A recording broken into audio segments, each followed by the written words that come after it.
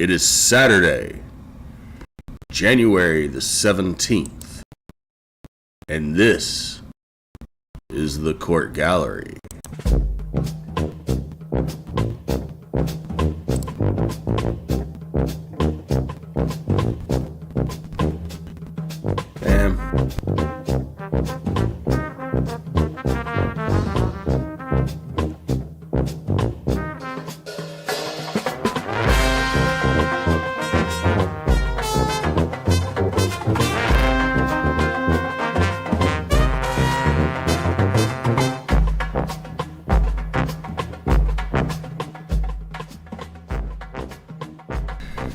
Well, ladies and gentlemen, it's the weekend review on the Court Gallery, and I have a lot of silliness in store for you.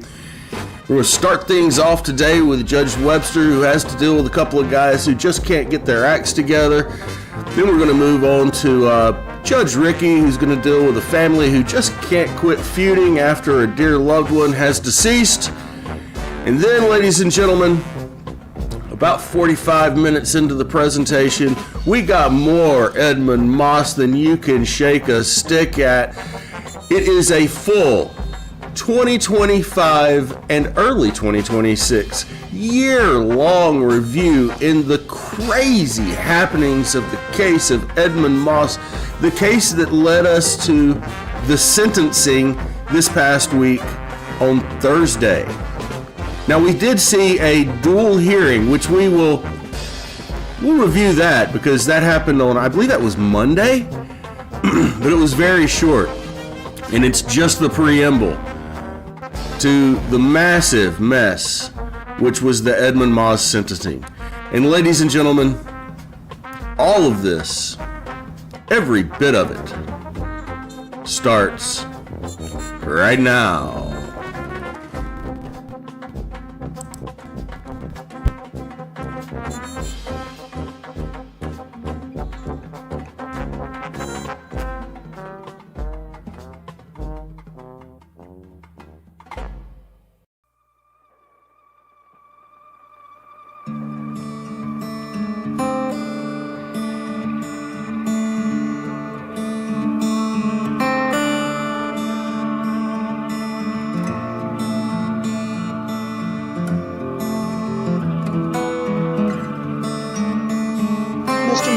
Do you have anyone else on today's docket? William Shaw, perhaps? Yes, Your Honor, Mr. Shaw. Excuse me. Thank you. Being in recess on Schommer, we're now on the record in 2025 CR 180, State of Kansas versus William Robert Shaw Jr., County Attorney Jill Gillette for the state, William McClendon for the defendant, who also appears in person. Mr. Shaw, good afternoon to you. Mr. McClendon, how does your client wish to proceed on battery and domestic battery? Yes, Your Honor, the state and I have reached an agreement on this matter. Please tell me your agreement. Yes, Your Honor, my client would plead no contest, count one, that'd be battery. Count two would be dismissed. Standard probation and conditions, 6 months underlying and 12 months probation. Very well. Ms. Gillette, that's your agreement? It is, Your Honor. Mr. Shaw, do you understand that, what the attorneys have said, and is that your agreement? Yes, ma'am. All right, let's see. Mr. Shaw, you've appeared in front of me numerous times, both in city court and district court on domestic battery and battery, haven't you? Yeah. Okay, so in this particular case, let me take a look. How do you want to plead to count one, battery, which alleges that on or about the 27th day of September 25 in Greenwood County, William R. Shaw, then and there, contrary to the statutes of the state of Kansas, did unlawfully and knowingly cause physical contact with another person done in a rude, insulting, or angry manner, to wit, L.M. How do you plead to that? Was that the first charge or second charge? That's the first charge. The second charge alleges Kayla again. And I was going to do no contest to that one. To which one? The one with Kayla or the one with LM? The first charge. LM, is that right, Mr. McClendon? That's the plea agreement, no contest to Yes, Your Honor. battery with LM? All right. Yeah. And you know who LM is, Mr. Shaw? Yeah, that's Logan. Okay, well, I didn't intend for you to say that, but okay. Logan Moore. So All right, yes. well, hold up, Oh. because if you're pleading no contest, you don't want to start telling me what you did. Okay, Oh, okay. so, all right, so by no contest, you don't want to admit that you battered LM, but you don't want to deny it and take it to trial. Is that correct? Yeah. Okay. All I right. don't. I understand it now. Okay. I Okay. apologize. No, there's nothing to apologize for. I just want to make sure you do understand. Okay. Yeah. So you're not admitting it, but you're not denying it. You don't want to take it to trial, correct? Yeah. All right. Is anyone making you enter this no contest plea today by any threats or promises No. other than the plea agreement? Just the plea agreement. Okay. And as I told the person before you, the court does not have to follow plea agreements. Do you understand that? Typically Yeah. we do, but we don't have to. Okay. You don't have to. I understand that. All right. Thank you. I want to make sure we understand. Okay. And then you understand that you're giving up your right to a trial with this plea, even though you're not admitting it? Yes. Okay. You understand that even though you're not admitting it, you'll most likely be found guilty and unable to appeal your conviction? I didn't know that. Okay, well, yeah, if you're found guilty on a plea, you can't appeal the conviction. Now, you might be able to appeal the sentence if you think I do something illegal at sentencing, but you can't appeal the conviction. Do you want to talk to Mr. McClendon any more about that, or do we need to proceed? Yes, we'll proceed and just. Okay. But Do you understand now that you can't later go back and tell the Court of Appeals you didn't mean to enter this plea or that it was illegally taken or anything like that? You can't appeal it? I'm sorry? I'll just proceed and hope it gets dropped. And hope it gets struck? You want your conviction to be struck? No, I said I'll proceed and just hope it gets dropped. Gets what gets dropped? The second charge. Oh, you want the second charge to get dropped. I see. Is that your reason for taking the plea agreement? That's what the deal was between my attorney and the state. Well, this is between you and me right now. Are you doing this no contest plea because you want the second charge, the domestic battery against Kayla Chastain, to be dismissed? Yeah. And that's a Class A misdemeanor, alleging that it's your second within the past, it says, having a prior conviction within 5 years. So you're wanting that one dismissed. Yeah. And so you're pleading to no contest to the Class B misdemeanor. All right. So again, you're not admitting it. You're not admitting count one, but you don't want to deny it. All right. And no one's making you do this. Is this your own free will, Mr. Shaw?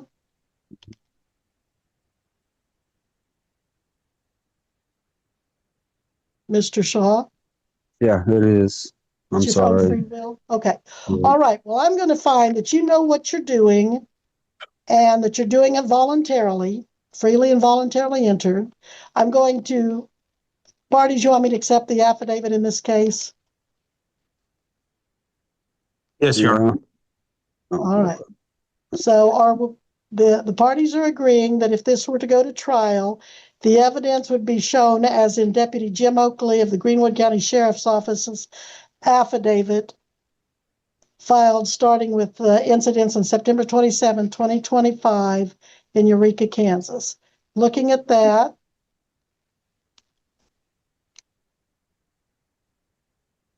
I find that there is a factual basis to support a no contest plea. So I do find Mr. Shaw guilty of count one and dismiss count two per plea agreement on motion of the state. And I'll proceed to sentencing at this time. And would you state that again, please, counsel, one of you? 6 months underlying and 12 months probation. We know that the court has had Mr. Shaw on probation before. And so we're going to recommend no fine, court cost, the booking fee, probation fee, contact. I know he likes to see his minor children. I just ask that it be supervised visits. I think he's had supervised visits before. I just asked No, I haven't had any yet. his visit Uh, continue as directed by any civil case that is going on. that He was the hasn't had week. any supervised this year, I don't think, because I think we talked about this at a bond hearing maybe. Mhm. But in the past, we have had supervised.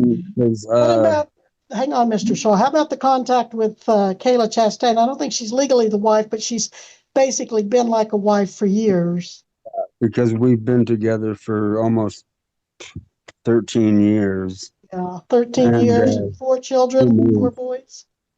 Yeah, but I mean, we're done now. I'm done just, what? The we're two of you done. broken up? You're I'm broken up? done with her. Because she's always harping me for money. That's it. Okay, so you don't live together anymore? Nope.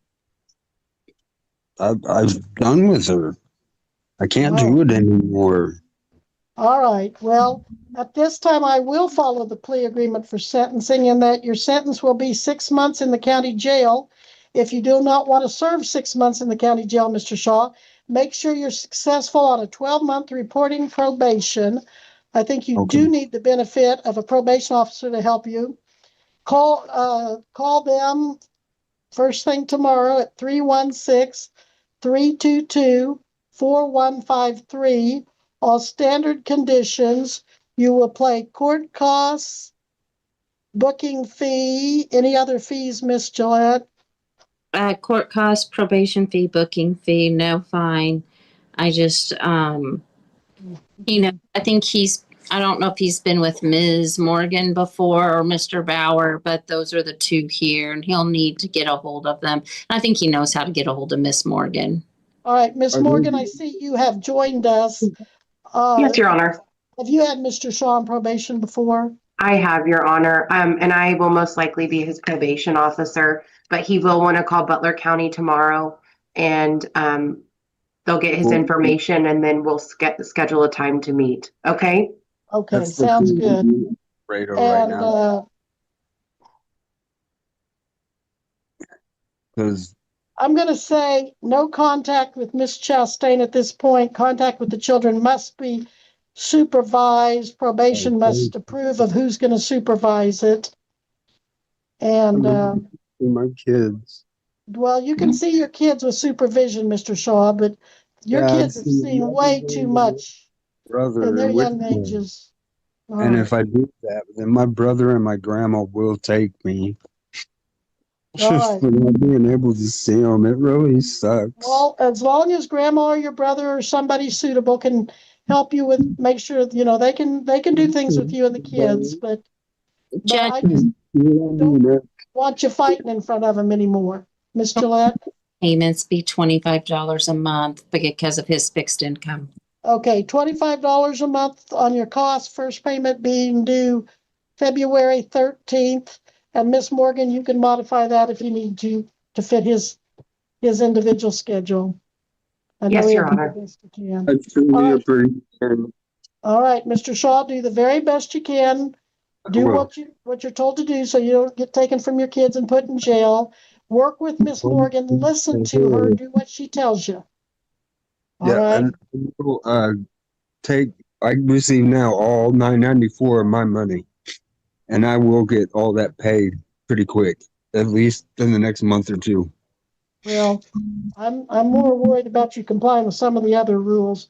You may need an evaluation for, I don't know. Fine. Promise We're you. probably going to have to visit this again, is my guess, but I'm going to give Miss Morgan a lot of leeway. She's worked with you before. She knows what your needs are, and she can always contact me, and I can contact the attorneys. So, all right, I'm going to let you go, but make sure you write down that number and call Butler County Probation tomorrow. Attorney just text me that number, actually. Somebody did? Okay, your attorney did. Good for him. Okay. All right, I'm going to let you go now, Mr. Shaw, but don't forget to call Butler County or you'll be in trouble with your probation on the first day. Do that tomorrow? Tomorrow morning after 9 o'clock. 24158. 322-4153. All right. Thank you. All right. You can come back to the courthouse if you don't have it. All right. You may go, Mr. Shaw. All right. You have a great day. Thank you, sir. Mr. McClendon, anyone else on the docket? Sorry, Your Honor, that's all for me today. All right. Thank you, Mr. McClendon. You are excused. Thank you, Judge. You're welcome. Any other defense attorney? Mr. Paul. There you Hey, are. Judge. Who do you want to take up? I have Ronald Vilander. Yeah, let's take up Mr. Hernandez. Mr. Hernandez. All right. Is he the one? Here's the order I'd like to go in, Judge. I'd like to go Hernandez, Schenkel, Robertson. I'll just follow them. I'll just follow your lead. Thank you very much, Your Honor. I appreciate that. All right. First, we'll take up Hernandez, GW 2024 CR 205 on the record, State of Kansas versus Luis Roberto Hernandez. Where? Start your video, Luis. Counsel, please announce your appearances. Sorry, Your Honor. May No it problem. support the state appears by Jill Gillette, County Attorney. Richard Paul on behalf of Mr. Hernandez, who appears by Zoom at a separate location than counsel, and there he is, Your Honor. How does he wish to proceed, Mr. Your Honor, Paul? we're set for sentencing today. I spoke with Mr. Hernandez, and he was scheduled for tomorrow to get his drug and alcohol evaluation, and it didn't. And then he called my office and realized that court wasn't when he thought it was today. So, Judge, I know we've continued this a couple of times. I know that there was a failure to appear beforehand. Mr. Hernandez is well aware of all that, but I'm asking for a continuance, Your Honor. Mr. Hernandez, you entered pleas of no contest to DUI, possession of marijuana on March 4th of 2025. Almost a year ago, I told you to get the alcohol and drug evaluation. Are you hearing me, Mr. Hernandez? Start your audio and video. Yes, Okay. yes, Your Honor. All right. March 4th, alcohol and drug evaluation ordered. Sentencing was set for April 29th of 25.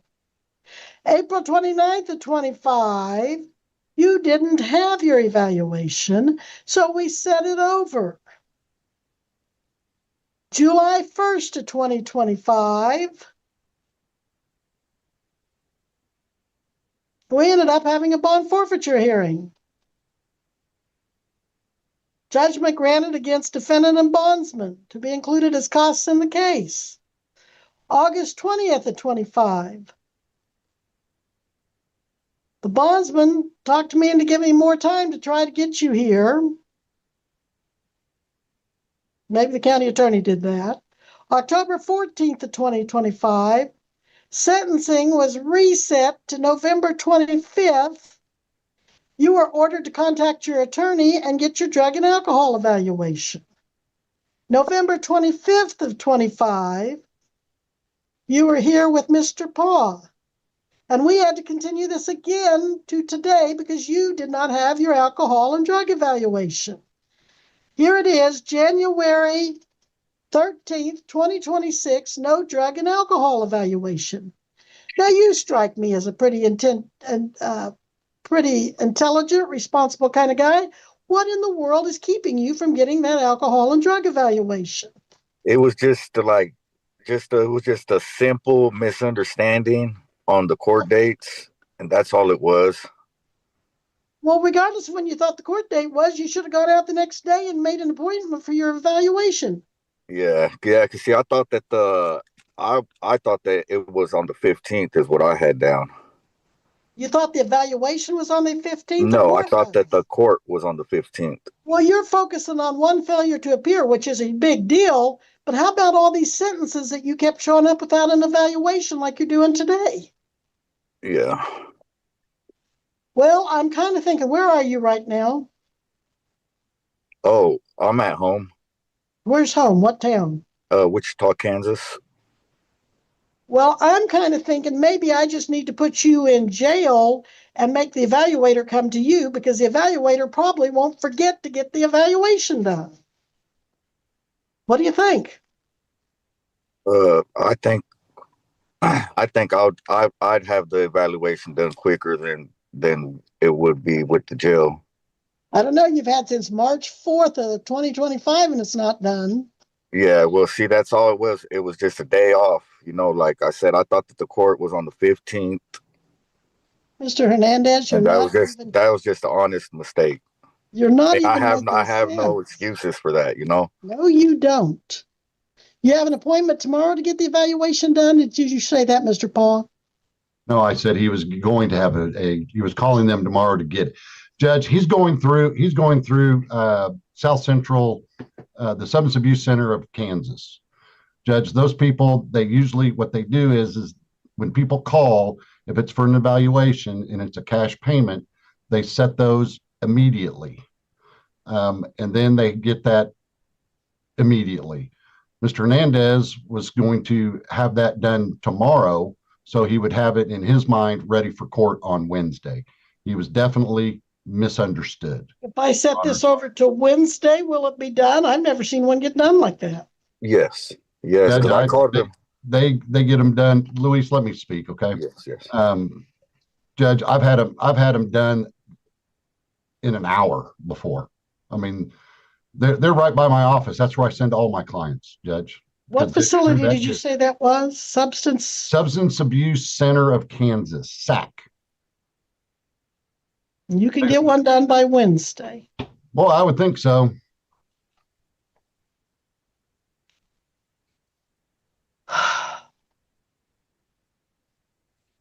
We can set this Friday on the PHC docket at the end.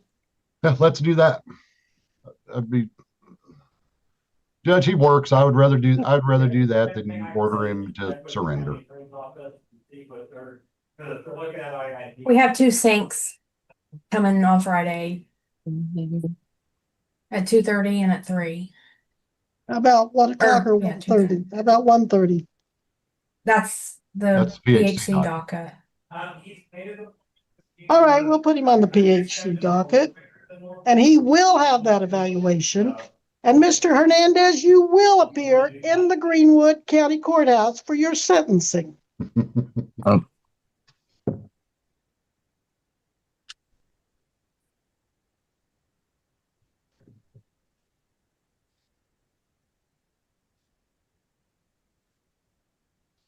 And if you cannot find a legal ride in a legal vehicle to get from Wichita to here, you call your bondsman with a mama bail bonds, and you tell her that they're going to lose some money if you don't show up. Oh, no, I'll have a vehicle. The vehicle I'm in right now will get me there. Well, you better have a valid license, and I'm sure Mr. Paul will say. No, as you can see, I'm in the passenger seat. Well, I'm telling you, here's what we're doing. I'm going to continue the $5,000 bond that you posted November 14th of the year 2024 with a mama bail bonds. You must be here at the Greenwood County. You want to hang out? Is this a Greenwood or a Butler County docket I'm on? You will be here at the Greenwood County Courthouse. Minutes we can go out and have a smoke and chit-chat. You'll be here at, what time is that docket? Monday? You got Friday, an update or something? No. Okay. No, unless I decided to get it. Is this docket at 1:30? Missy, 1:30? 1:30. All right. Yes, You will 1:30. be in Eureka, Kansas at the Greenwood County Courthouse Friday at 1:30. Now, that's just a few days from now. And you will have in your hands a drug and alcohol evaluation. Uh-huh. And if you do not have that, you're going to go to jail and you're going to sit there until we get that evaluation done. All right. And what if I do have it? Which I'm We'll going proceed to. with sentencing. All right. But Mr. Hernandez, we've played around here way too long. This is just totally ridiculous. Yes, it is. Yes, it is. Like you said, over a year, me on a bond. Yeah, it is. Mr. Hernandez, let me do the speaking, please. Okay. I think you'd be better off if your attorney spoke for you, sir. Yeah, I'll give him a call right now after I. No, you just stop talking and let me talk on the record. All right. Mr. Paul, I think you've got this Do the best you can. I do, Your Honor. Thank you very much. All right, we'll be in recess. Thank you for your indulgence in not taking him into custody today. We appreciate that. You're welcome. All right, Mr. Hernandez, you better leave the screen before you get into trouble. Estate of Betty R. McCune, deceased, case number 2025 PR 124. Beginning with the fiduciary, would counsel announce appearances for the record, please? Yes, Your Honor. Cammie Baker appearing along with the executor, Mike McCune. Also present are Steve McCune, Tim McCune, and Audra McCune. Oh, sorry, Audra Moore. And that's who is seated here. I think I did them out of order, though, Judge. It's Michael, Tim, Steve, Audra. All right, very well. Ms. Perner? Rachel Perner of Triple Wolf and Garrettson with Anthony Albertini of my office on behalf of heir Randy McCune and his spouse, who is also a claimant in the estate, Your Honor. Okay, so you represent Randy and Shannon. Correct. All right. Tim? Judge, I represent Michael McCune, who's sitting in Cammie's office. I represent him individually. Okay. All right, this matter comes before the court at this time for further proceedings. Court is aware of the contents of an email sent by Mr. Albertini yesterday. I trust everyone's in receipt of that. Ms. Baker, I'll ask you first, what is the current status of things? Your Honor, I think that email summarizes it. We had composed it together, and I think it summarizes it well. We're trying, there's not a lot of monetary value in this estate, so we're making every effort we can to try to make the litigation of it economical. And I think at this point, as indicated at the end of that email, it's really the question for Your Honor to decide today would be if Mr. McCune's going to have to return the items that he's claiming were gifted by his mother, or especially the ones that were removed after she passed away. We're just wanting those under the control of the executor so that he can fulfill his duties to marshal and inventory the assets. We don't want them just waiting at Mr. McCune's home. Okay, Mr. meaning Randy? Yes, sorry. Yes, Mr. Randy McCune's home. All right. Having read the will, is there the list that was at least theoretically referred to in the will, a list of personal property with directions regarding gifting, Ms. Baker? There's not, Your Honor. As you saw in the will, when the decedent intended for personal property items at a particular residence to go with that residence, she specifically made those bequests, and that was the case with what the family refers to as the farm property. The contents that we're speaking of were in the home on Walnut Street in Douglas, and it's the home that was, the real estate was transferred on death to Michael McCune and Randy McCune. And there's, as Your Honor's seen, you're the judge on both cases, but the other side's alleging that that personal property somehow transferred with the transfer on death deed. We are saying all of that personal property needs to be under the direction of the executor, as it is property of the estate. All right, is that contention disputed, Ms. Perner? Your Honor, I don't think that there's any case law that settles the issue on the transfer on death deed, number one. But number two, I think that the gifting issue is the issue. Is it an estate asset? Is an item of tangible personal property an estate item, or is it not? And I think that the court has to make that determination prior to the time that it would be appropriate for the court to order a return or access to Mr. Randy McCune and his wife's home, where for the period of time before her death, mother resided and was cared for by them in the home. So there is going to be testimony that these items were gifted to them and that delivery in fact occurred prior to the time that mother passed away. And I think until the court can get over that hump and make the determination about who it belongs to, it is not appropriate to turn this over. What I have suggested is that we have some type of an order, and I have in fact proposed an order that would have kind of a standstill provision until we can figure out or get a ruling from the court about who is legally entitled to possess this property, that it just not be sold or disposed of or damaged or et cetera, et cetera, et cetera, until the court can decide which bucket or which owner it belongs to.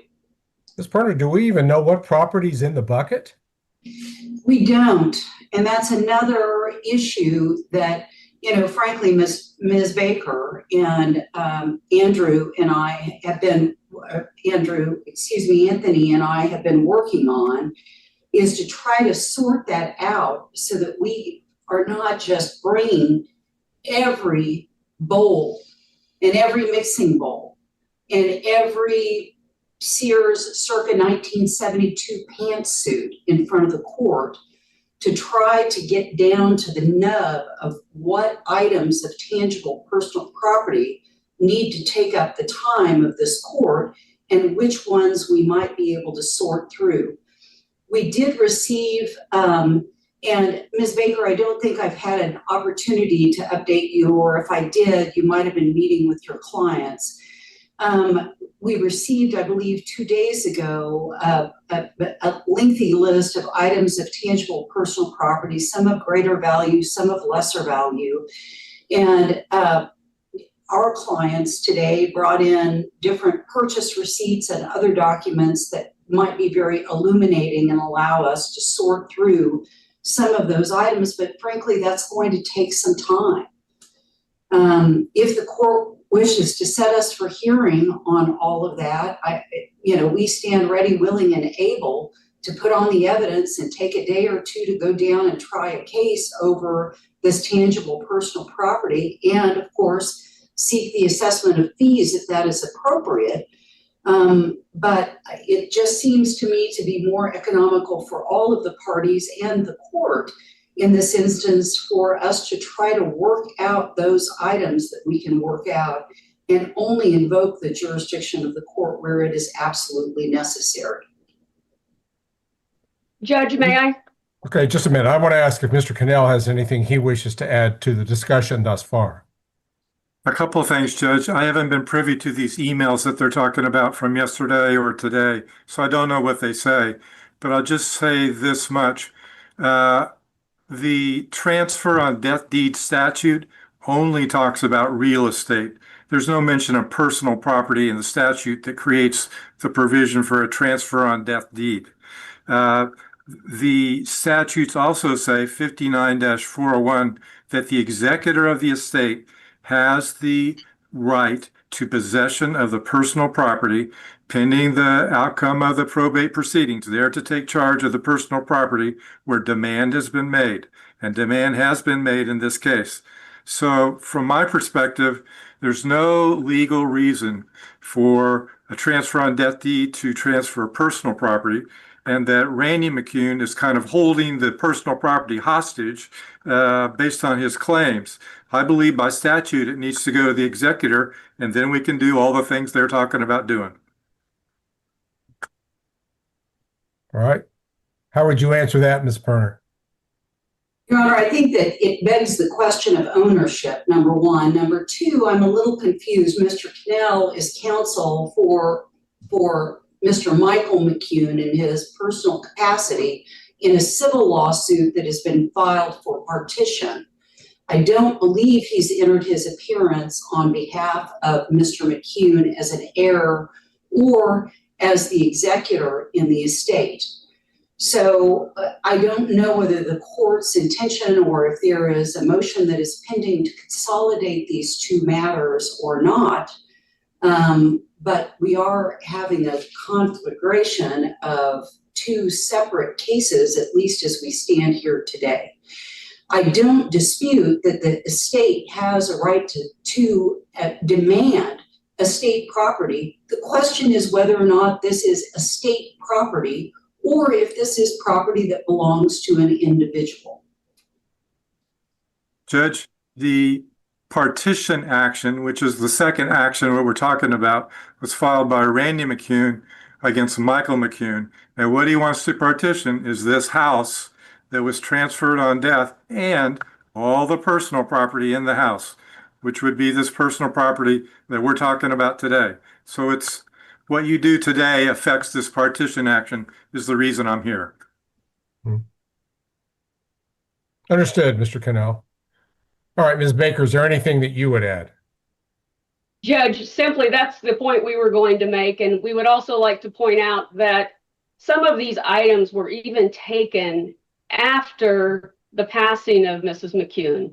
Surely they're not claiming that gifts were made after she passed that weren't listed as provided for in the will. I think they would also agree that, you know, within at least several months before she passed, she had no state of mind to be making these gifts. So to me, anything he took out of that house in 2025 needs to come back. But Your Honor, if I just may inquire, we've had different lists that have gone back. What items of personal property are being alleged to have been removed from the Douglas house after Mother's death? I can spell those out for you from that list, but most of them on there, other than the high chair, originated at Walnut. And if they weren't taken before she passed, they were taken close in time, certainly after even Mr. Randy McCune alleges that she no longer had capacity. I don't think she was gifting every piece of silverware and every mixing bowl she had before she passed. Well, and I don't think we've had an opportunity to even get back with you on whether he has those things in his possession or the numerosity of it. But it would be helpful for me to know what items your client is alleging fall into this period of incapacity where Mom was incapacitated to formulate the intent to make the gift, and certainly after her date of death. And we're going to need an accounting on the things that the other people have taken from these properties as well. It's my understanding that there has been quite a lot of access from family members and items that have been. And we disagree with that, Your Honor. Again, I think we can nail down quite a few of the specifics, and we've exchanged some photographs, and we thought that Mr. Randy McCune in these photographs was saying that he was putting forth everything that he had of the decedents. And then now we're to the point where it's saying, no, I do have some other things, but those were gifted to me. So we can definitely do some more sorting as the email indicated and get people under oath in forms of affidavit rather than deposing everybody. But the things certainly that were taken either certainly after she died and shortly before she died, I would expect just to voluntarily be returned. That's what anybody else has done. I mean, we have a handful of items that other people had, like a poem they wrote when they were younger, pictures of their own kids. They're willing to bring those things back. It's just everybody else was like, well, we've got these handful of items. Mr. Randy McCune has significantly more. I mean, there's lots of the decedent's clothing that I think everybody agrees was there when she passed, but is now gone. Ms. Baker, is there any value to that clothing? Judge, there is sentimental value, and there may be some monetary value given what, I don't have personal experience with this, but some sort of a vintage secondhand clothing market that is out there. But, you know, again, if it doesn't have some value, why did somebody remove so much of it?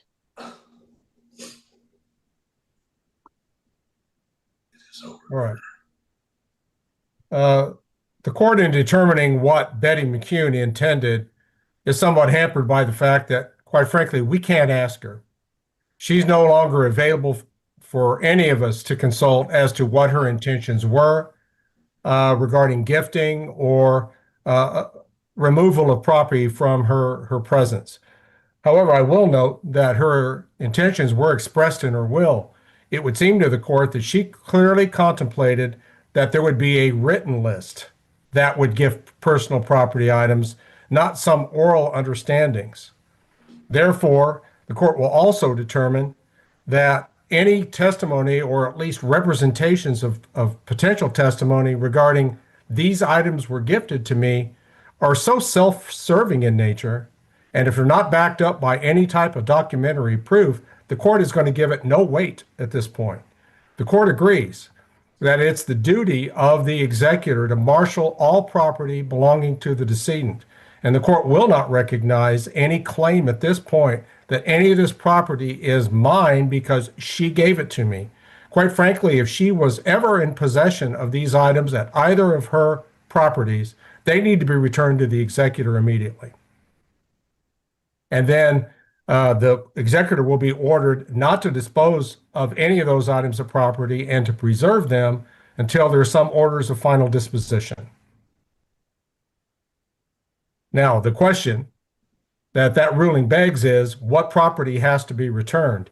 Ms. Baker, somehow you were able to formulate a list of tangible personal property that the executor has a good faith belief belonged to his mother? Yes, Your Honor. And we also have, through what we've exchanged, I believe counsel for Randy McCune would confirm this. There's pictures that he's provided of items that are in his house that did originate from the decedent, Miss McCune, that I would suggest, unless he can show what I don't think they've had a chance to provide yet, documentation of him being the owner of the items in those pictures should be returned. And then any of the items on this list that I sent most recently, it was on Monday, is what we've been referring it to, at the Monday email list. Any of those things, if they are in his possession, should be returned. And we're trying to get down to the point to where we know what Mr. Randy McCune is claiming he doesn't have at all, whether he's claiming it was by gift or whatever. What is he saying he actually doesn't have? And we don't know those yet, but I would, we accept the court's order. Anything he removed, would be returned immediately, as well as everyone else. And then Does your client have a place to store these items, Ms. Baker? Judge, we initially thought and asked that the items be returned to the Walnut Street house that's in Douglas, that pursuant to the transfer on death deed is owned by Randy and Michael McCune. Frankly, that's probably not practical at this point. So in discussing that before today's hearing, I would we happen to have a lot of space here at my office. The other side where the title company was, we've just kind of continued to use. Unless I'm wrong about the volume of this, but from what I've seen in pictures, I think we could just house it here and store it at the office for now. And that might be a better setting to everyone than the house in Douglas. All right. I trust that those items would be available to be delivered to your office sometime next week or even this week, Ms. Baker. Your office would be able to receive them? Yes, we would be able to receive them. Yes. We already have some stuff here. Yeah. Then I'll expect Ms. Perner or someone from that firm to make arrangements with Ms. Baker's office for delivery of that property. With that said, Ms. Baker, I do want to address the inventory and valuation that was filed in this case, which frankly, this court views as functionally worthless because there's absolutely no estimates of value on anything. I just don't think that the executor can just continue to take the position that he either doesn't know what the value of these items are or is not willing to research the value. For example, there should at least for a motor vehicle be able to have a blue book value or some sort of online value for an item of that nature, instead of just simply listing out virtually every single item of the estate with an unknown value. And I do realize there's some issues Judge, we with just the weren't tangible sure. personal property because you don't know exactly what's involved here, but I think there needs to be at least a good faith estimate rather than just these statements unknown, unknown, unknown, unknown. So the court's going to order. Judge, we the will do a better, executor- we will do a better Okay. inventory of that. The vehicle is not running. It's, you know, it's going to be maybe not blue book, but we will sure try to get something, even if it's salvage value. We'll do a better job.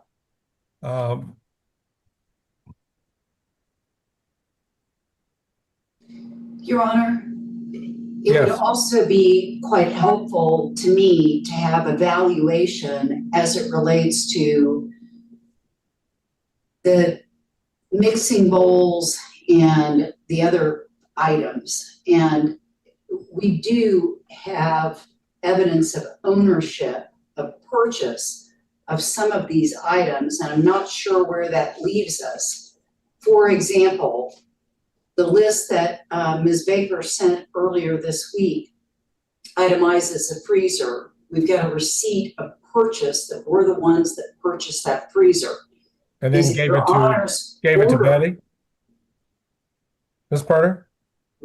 I don't It ended up know in whether Betty's it was, possession. I don't know if it was a loan or a gift.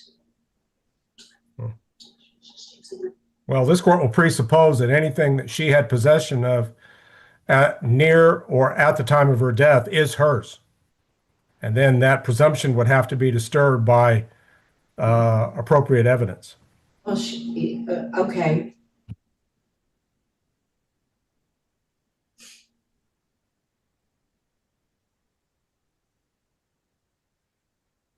All right. How, Your Honor, is the executor going to come? I guess we'll work those logistics out with Ms. Baker's office about getting all of this transported to her office. Thank you. I appreciate those efforts at accommodation. All right. What else, Ms. Baker, needs to be addressed at this time from your perspective? Your Honor, I don't believe there is anything else. All right. 28 days that will be allowed for your client to file his amended inventory and valuation, Ms. Baker? Yes, that will be fine, Your Honor. All right, Mr. Cannell, is there anything further that we need to address from your perspective at this time? No, Judge, I think you've done it. Ms. Perner, anything further at this time? Nothing further, Your Honor. All right. All right. Very well. But I'll just expect the cooperation of the parties and working together to at least marshal these assets all in one place until ownership ultimately can be sorted out. Hopefully through reasonable negotiation and parties' agreement. Ms. Baker, will you draft an appropriate journal entry stemming from today's proceedings? Yes, Your Honor, I will. Very well, and circulate that among counsel. Now, Mr. Cannell, have you formally, in writing, entered your appearance in this case? Not this case, Your Honor. Do you intend to? No, I don't. All right, very well. And it will not be necessary to circulate the journal entry through Mr. Cannell. Thank you. Okay. And Thank at you, this Your Honor. time, the McCune estate matter will be in recess, and this meeting may be ended for all at this time.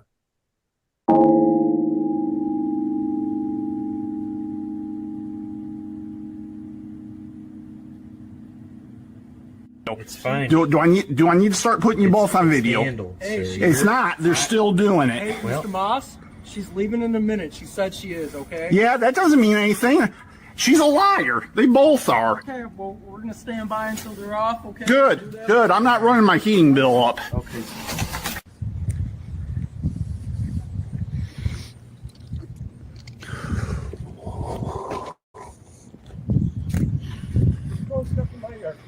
It's yours.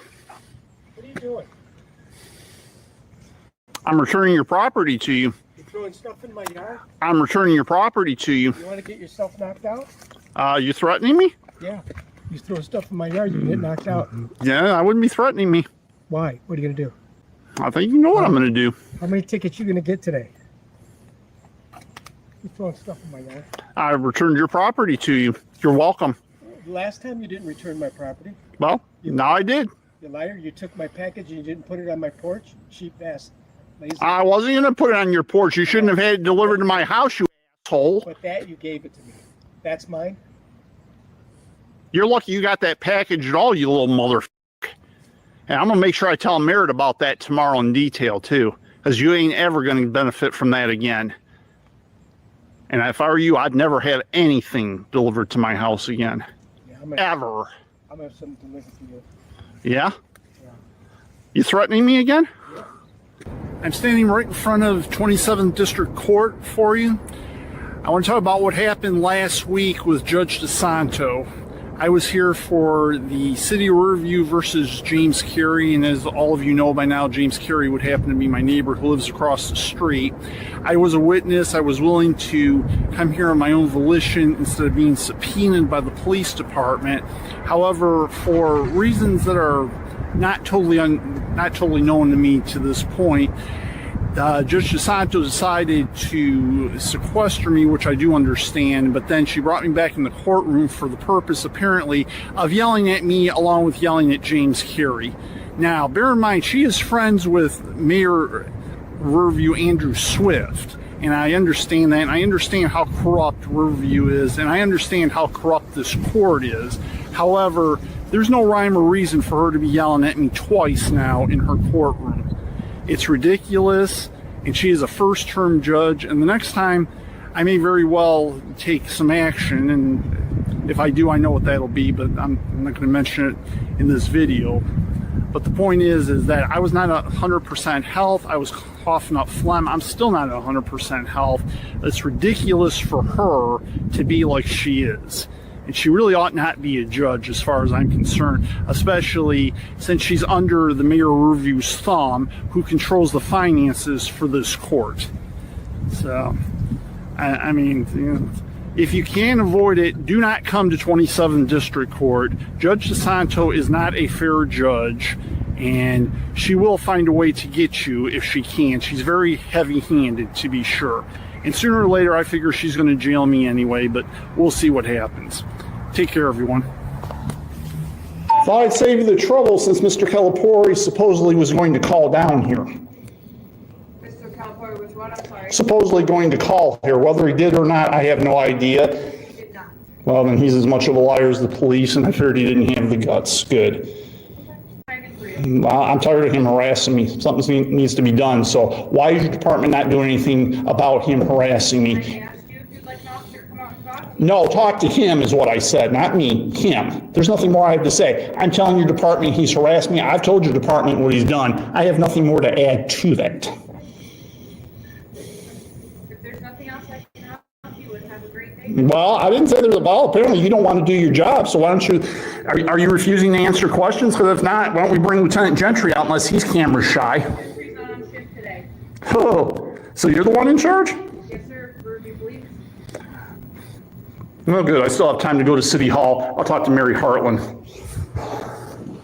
As you can see, the police department does nothing about it. They take taxpayers' dollars and do absolutely freaking nothing about it. Now I'm on my way to City Hall. I'm gonna start asking questions about Mary Hartland about Mr. Calipore's harassment of me. And there's neighbors across the street from my neighbor, Mr. Calipore, who turned their porch light on while it's still daylight out. And there's more proof of that. Right behind you is a whole bunch of grass from Mr. Calipore mowing his lawn. Mr. Calipore's not here. And when I came back out after I spoke to Lieutenant Gentry the first time, there was an older gentleman that was standing on the passenger side of Dan's truck, calling me a whole bunch of names like pig repeatedly, calling me a bitch. I don't know who the guy is, but I have him on video. This is America. Well, that's okay. That's fine. You want to play the "This is America" card? Then I think there are going to be a whole lot more videos of the police station and me videoing it because I'm going to say "This is America." You want me to really go there with you? Like I have. And you're going to realize how kind I've been. I've been here a long time. I'm gonna be here a lot longer. You don't know that. Nobody knows how long we each have. You better get used to it. You better get used to it. Because I won't be. They ain't gonna run me. Come over here. Yes, make sure you walk away, Dan. Keep walking. And there's the other stalker neighbor, everyone. Oh, I'm a stalker. Yes, you are. I'm so scared. Yeah, you ought to be. Really, I'm scary. I'm so scary. No, he already did, Chevy. Oh, can you do a Facebook Live? That's nice. Good. Say hi. Say hi to everybody. Say hi to everybody. Yeah, we're standing on the sidewalk in front of Man, I'm standing in my driveway by my house. So what? And you gotta run out in video because he doesn't have a. I didn't run out. I walked out here. Oh, okay. Yeah. Oh, okay. Yeah. See, you don't even know. So get your facts straight before you start saying shit. My facts straight. You don't. You don't know. You don't know up from down, left from right. You're well, you know what? You got crapped out a long time ago, apparently. You're a liar and a scoundrel. No, you're the liar. You're a liar. Mentally ill. Yeah, you're not a doctor to diagnose people, and mental illness is what mental illness does, and you're certainly sick along with him. Leave us alone. And it takes, see, you're saying you're fighting your battles yourself. Your wife's got to fight your freaking battles. You know. Oh, you shut up. Or better yet, unlike him, why don't you come over here and make me? Bitch, I'm not touching you. I wouldn't touch you with a fucking 10-foot pole. I remember what the first thing is. Probably would be first part of my video or shortly beforehand. Something innocuous. Besides that, he's asking me questions I can't answer right now, like when is his court date? I'll have to refer him to 27th on that because I can't figure out what the hell they're doing. Probably more so than I can't figure out what your police department's doing on the whole. I can't really hear you through the door. Well, that's okay. That's okay. I'm not going to open it so you can start grabbing me and arresting me or cuffing me either. I'm not that stupid. So you're going to have to settle for this because I don't know you and I know who you are. I don't know you though, and I don't trust you. I'm Sergeant Parker. I know who you are. Knowing who somebody is not knowing a person. I know that's Dan Calipore, but I don't know who he is, and I've known who he is in name only for quite a while. That's the reason that you called us. I called you so you could stop me before I pummeled the crap out of him, but I restrained myself from that because, as you can see, if you want to look over there, he's 100% intact. No, Jackson. He was. So he was mowing, and you got out of your car and started. I did not get out of my vehicle. I stayed right in my vehicle until he sat his butt down in the chair that he was in when I last looked. All right, so I'm not understanding why we're here. Like I said, because I was about to go to Young Patriots Park and wait for him. And if he didn't show up Monday at the council meeting, I was going to call him out in front of the entire city and challenge him to a fight. I'm tired of this crap. You think you're tired of it, Jackson? I'm way more tired of it than you because I had a lot more years of it than you. And basically, after the stuff that's happened today, I have very, very little to lose. But like I said, I left him intact even with that. So. Okay, well, we appreciate that. Well, then you have a good day, okay? Well, a little late for that. Okay.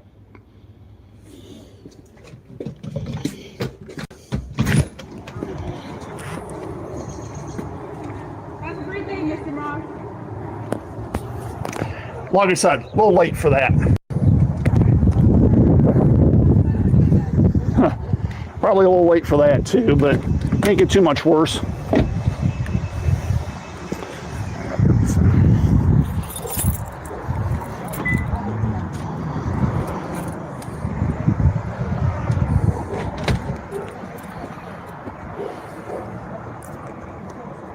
Watch the video, Brian, or yeah.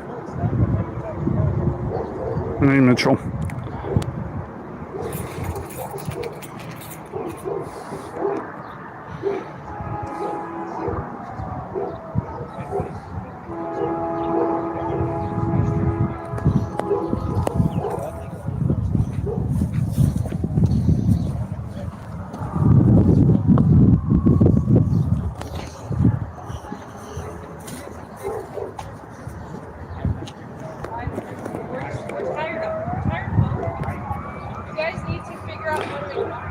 I'm tired of the police department and him too, so it's mutual. Ed's a grown man. You two act like grown men. I do. I don't understand why you guys. I'm not. I get that, but I can't help you guys because you two can't be grown men. So I need you two to just learn to ignore each other and live in, I don't know, the world where you two ignore each other. You guys can't do that. I don't understand why two grown men can't do that. He doesn't allow me to ignore him. I understand that, but that's why the problems keep happening. At some point, one of you has to stop getting into the argument and just ignore each other, and then your problem will be solved. But neither of you can do that. Not that simple. I understand that. I see you every day doing that. It's two police officers, LZ. I'm not saying you're doing it, but I'm just tired of looking out because both of you cannot be grown men. If I wasn't growing, I would have pummeled him by now. Have a good day. Learn to be grown men. I'm more of a man than you are a lady. And I can tell you I want to take you to Young Patriots Bar and fight, but that's not a threat or doing anything. I can say anything to you. So are you going to show up to Young Patriots Park and fight? Are you going to show up to Young Patriots Park and fight? No, because you're a bigger man than that, right? He can say that all he wants. Girthone. I understand that. I need you two to just ignore each other. Both of you. Grow up.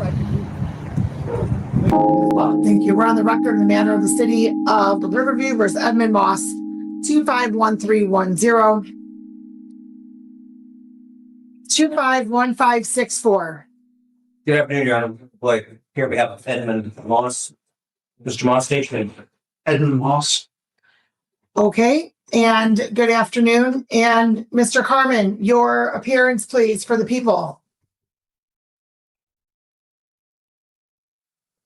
Mr. Carmen.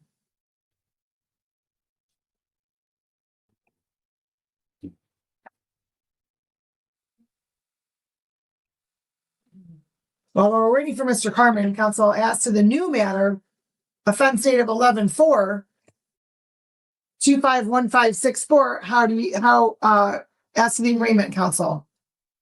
I wait for all readings, Edmund. Or waive formal reading, enter a plea of not guilty for purpose of the arraignment. And then as to the pretrial, counsel. Your Honor, this file was just handed to me. I don't have a chance to even review police report. The new file, the new case. I'm sorry, you mean the new case, counsel? The 1564. Okay, well then we can recall this matter so you can have a chance to review. Well, Your Honor, what we've discussed doing is we need to adjourn this to the pretrial, and I think we've discovered on this as well. Counsel, your appearance for the record, please. Michael A. Carmen, 37384 on behalf of the defendant. I'm sorry, prosecution.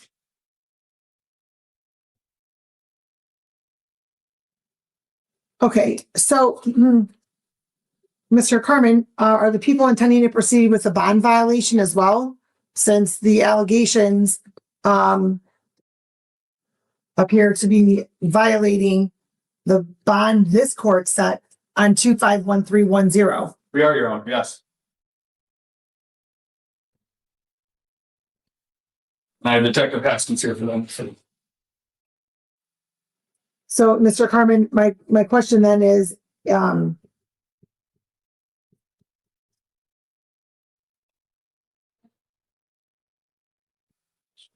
did you file a written bond violation, counsel, or no? Did not, Your Honor. This new case was just brought to my attention Friday, so no, have not. All right, counsel, I'll see the two of you in chambers here. Driveway or in front of his house or in front of his driveway. Yeah, he came out to try to stalk me earlier. If you notice, he's got all kinds of tree bark in front of his house and especially right over here as well. If he'd spend more time taking care of his property and less time stalking me, this probably wouldn't be a thing. And if I'm right, if we come over here, he should have, so he's got Christmas lights covering them, but you can see all of this tree bark right here. He had stripped the tree bark away, in my opinion, in front of his tree. So, but as you can see, he's got all kinds of tree bark littering the ground, and he really needs to trim his tree because that's a nuisance as well. I thought I'd just share this with all of you. Sorry about this. There were some problems the first few times, and oh, and there he is now. There's Mr. Calipore. You want to say hi to all the YouTubers? Were you out videotaping your neighbors again? I'm out videotaping you. You borderline fucking menace to society. I wouldn't go there. Huh? I would. Go where? I wouldn't go there. You're nuts. You're crazy. You're filming your neighbors. You're crazy. Huh? You're the crazy. And you don't one. have any nose hygiene. You don't have any hygiene whatsoever. Make some more videos about your neighbors. Yeah, I'm going to make more videos about you. There are going to be a lot more videos about you, as a matter of fact. Buddy, make all you want. A lot more videos about you. And when you're done, get some grapes on your window. You know what? I don't give a damn what people think, and I don't give a damn what you think. Watching people out of your front window. So what? That's what you do. You're a spy. You're a stalker. Yeah. Yeah, I stalk you. Yeah, you do. Yeah, I'm glad you just admitted it on video too. I'll make sure to take this down to the Riverview Police Department for a full review. Yeah, I keep a close eye on borderline cases like yourself. Yeah. Don't kick your tree bark on my property. It's not my tree. It is. It's coming from your tree right over there. Yeah, that is your tree. No, take a hike. No, I'm not taking a hike. I'm standing on my property. I am filming. I'm filming one of them, and that's enough for now. And you're pathetic having to involve them in you're pathetic having to involve them in your game. But you know what? They'll go down the same as you if they don't stop their activity. They're gonna go down the same place in the bowels of hell as you. You're a menace. You're the menace. Yeah, you're delusional and you're a menace. And you think you're a doctor and you think you can diagnose everybody in Riverview, and you can't. You need some help. You need help for your stalking problem and your other problems. You need to film your neighbors. I need to film you. I definitely need to film you. Oh, here's some of your freedom. Yeah, that's yours. Here, take a hike. Yeah. Yeah. Hit me with it. Yeah, what are you gonna do? You hit me with it, you fucker. The wind took it over. No, that's not the wind. That's you kicking it. No, there's more over there. That's you kicking it. Yeah, and it'll wind up back in your property too, because it's all yours. Delusional case. You're a case, bro. Get a job, get a life. You're a putz. You're a yutz. Get a life. Get a job. Stop stalking. You don't have a job. What? Because Swift pays you. Because Swift pays you. That I don't give a damn if you have a boat.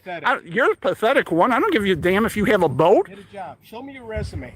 Do you have a job? I'm not. I don't need to show you my resume. I'm not applying for any job for you. Is it filming your neighbors? Because you seem to. That's the way you make your money. And sue. I haven't made any money. You haven't made any money suing. Not with this channel. Well, when are you going to sue me? Let's go to court. Yeah, we will. Let's get in front of Judge Santo, and then we're going to show her. Her name is DiSanto, first of all, let's go in front of and her. secondly, if you want to go in front of her, you're going to have to kick it to a civil case. And if you do that, if you do that, which I don't recommend you do, that's what you'll do. You ain't gonna have to prove anything. You ain't gonna have to prove anything. Yeah. I'll bring evidence that you're. You can't. You're not a doctor. Let's go to court. You're not a doctor. You're not a doctor. Give me my papers. Give me my papers. You'll get your papers. Come on, tree bark in your yard. You'll get your papers. Yeah, come on. You can make. I would hope that Donald Trump will give you your deportation papers and send your ass to Venezuela, but that's too good for you. Did you spend all your father's money? Is that why you're filming? What? Did you spend all the money that you got from the house? Is that why you're pissed off? No, I'm not mad about it. Because your brother and your sister still have their share and they invested it properly and you went and blew it? No, dude. Probably blew it on cocaine and snorted it right up your nose. Or was it your wife that did that? Yeah, that's what I thought. Dude, talking like that. Yeah, that's why she got convicted in Utah on a drug offense. Dude, what are you talking? Yeah, you know what I'm talking about. Dude, you admitted it. You admitted it in a previous video.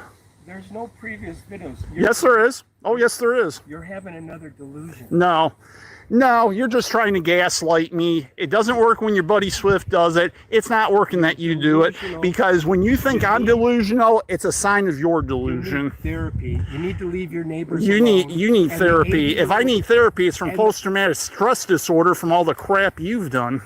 If you have the disorder, bro, then find someplace else to go. You have the disorder. I don't need to go anyplace else. I own this property, and here I'm going to stay. Stay as long as you want. I will. I don't need your permission to do it either. And if you ever call me out again, call me out anytime. I didn't call you out today. Yeah, you do. You say you're going to beat me up all the time. I didn't say I was going to beat you up. You already told Sergeant Parker you weren't going to hit me. You already wussed out on video when I invited you to Unpatriots Park. Yeah, you wussed right out. Yeah, you wussed right out is what you did. Yeah, hey, why don't you say hi to the YouTubers? Hey, go ahead, say hi to everybody. I got you on video too. Because he's another one of your accomplices, isn't he? Sounds like he is. Say hi to all the YouTubers.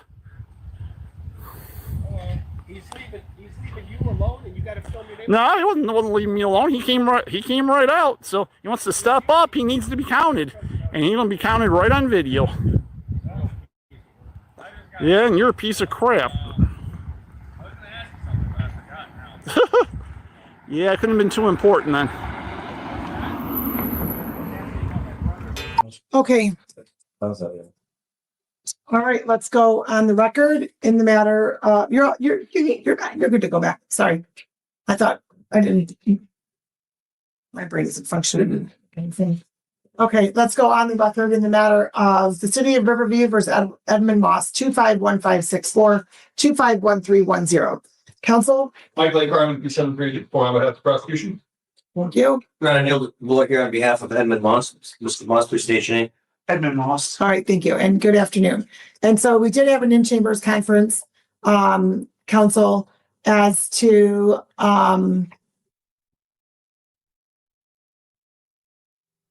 this matter and the continued I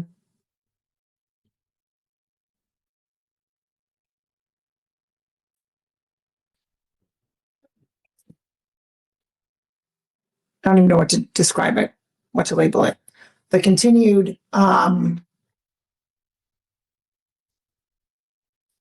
utilization of resources, I don't know, that continue to occur. Because Mr. Maass and Mr. Calipore can't get along. And so we did have an in-chambers conference. And then Mr. DeBlois had not yet seen the new case that was up for arraignment today, alleging some facts from November 4th and possibly November 5th. And so then, counsel, Mr. DeBlois, you had an opportunity to review those, correct? Yes, Your Honor. As I understand it, there's three matters. Essentially, we've got 251310, which is pre-trial. That was adjourned for discovery. The new matter is set for arraignment today. We're prepared to have Mr. Maass arraigned, and I think the understanding here is that those two cases would be adjourned, so I get the discovery on the second matter, and then hopefully coming up with some sort of a global resolution of those two matters. In addition to that, there are new allegations with respect to an alleged bond violation, which we're not prepared to address today. Correct. All right. So, but I'm also not able to put this all the way out till December 15th. So is there another date? I know that on the 24th you're coming back on November, but I think that might be too early. Can you come back on December 1st, counsel? Or maybe we can have everybody come back on an afternoon on a Tuesday, since that'll be after your Inkster docket, Mr. Carmen. Mr. Boyd, I don't know if you can come on a Tuesday afternoon. That's on the Tuesday, Judge. Correct. So the first option was December 1st. This was your suggestion. yes, but I think that may not have worked for you on a prior case. So I don't know if that is still the case. I think the 24th would be fine. For you, Mr. Boyle. No, the 24th. The 24th, I don't think is going to be enough time for the discovery on both cases. So, I mean, unless you think that it is. I would think so. But Mr. DeBlois isn't here in person that day. Because he has a probate matter. And I set a matter where I permitted him to appear via Zoom on that matter. And that was set for November 24th. So, and this is too difficult of a matter to have Mr. DeBlois via Zoom and Mr. Maass in person. So the 24th is not going to work. How is Tuesday, December 2nd?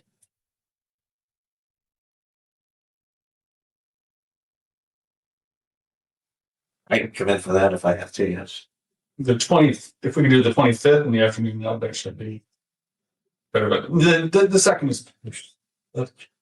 Yes, the second, please. That You're blocked in the afternoon. I am. Well, let's see why, that is. Oh, because we have a joint management meeting at 2:00. We can do 1:00. And the second, I'm free in the morning, if that's. Mr. Carmen's not free in the morning, I don't think.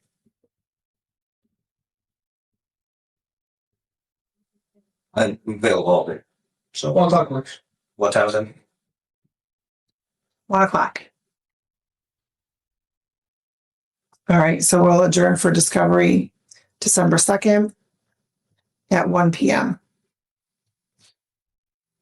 So I'll have to have Angela unblock that.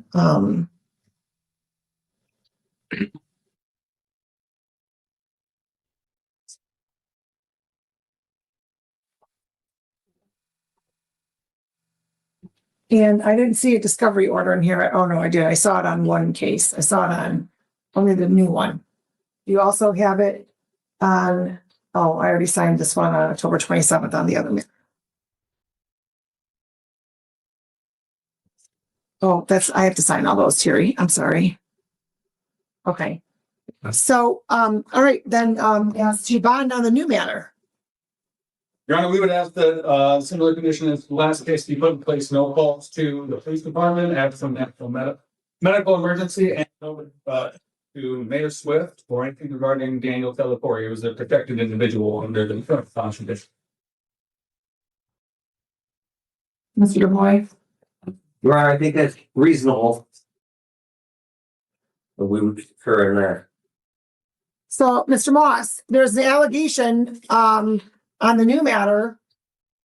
One of the allegations, sir, is that you contacted the police department, which is a violation of the bond condition on the 251310 matter.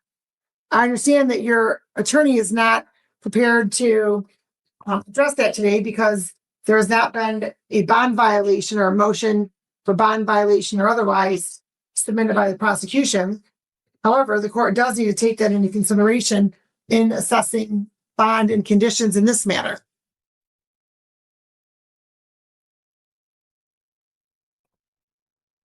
If I may. Yes. Without getting into the facts that was just presented to me today, I've had a chance to fully investigate, but just from the record provided, it looks like an inadvertent hang-up call. That's all. And he didn't call, threaten anybody. There's no communication involved. If in fact that was a call from him, so it's de minimis at worst. And so I don't think that should carry much weight in terms of setting bond conditions. He understands he's not supposed to call the police. He now understands he's not supposed to call the mayor either. So he won't do that. But as far as putting additional restrictions beyond that, my feeling is there's a warranted. They can't really put him on the stand and have him testify to anything at the moment. No, I understand that, and I can appreciate your advocacy, Mr. DeBlois. The court will also note with Mr. Maass's history that, and given that he, up until this allegation, seems to have been compliant with bond, the inadvertent hang-up will be an interesting defense to hear at the bond violation hearing if there is one. Mr. Maass. I gotta tell you, I think I'm kind of fresh out of ideas with you. Fresh out of ideas with you.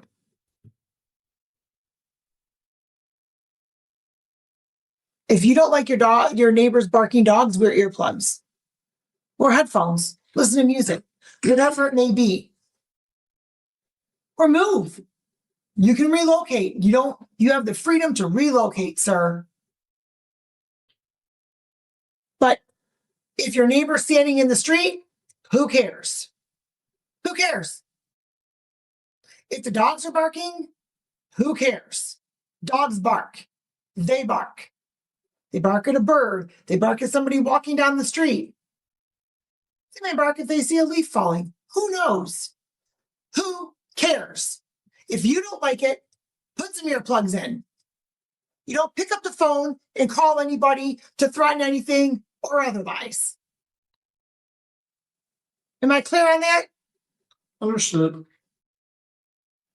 So now what this court's going to do is this court is going to restrict you from contacting the mayor's office or any other offices within the city of Riverview, unless there is a life and death medical emergency. Is that clear, Mr. Maass? It is. The pettiness is absolutely at an all-time low. Well, no, I think that was the last time with the tree bark. That was the all-time low. You're not to have any contact with Mayor Swift or any other city of Riverview employee or contractor. You're not to enter the premises at any city of Riverview property. Aren't you tired of coming to court, sir? How long since have been? Yes. Yes, I mean, you're more than welcome to come in and visit anytime you'd like. You don't have to come in here every time just because you don't have to get in trouble just to come into court. The court's going to order a $7,500 personal bond. If there is any sort of violation of this bond, sir, that will be converted to a cash bond. And we may see you back sooner if the prosecution files a motion regarding bond violation. I don't know.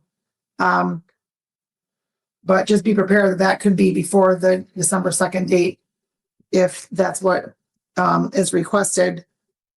Anything else? Nothing further, Your Honor. Not good. Have a good day. Thank you. All right, off the record.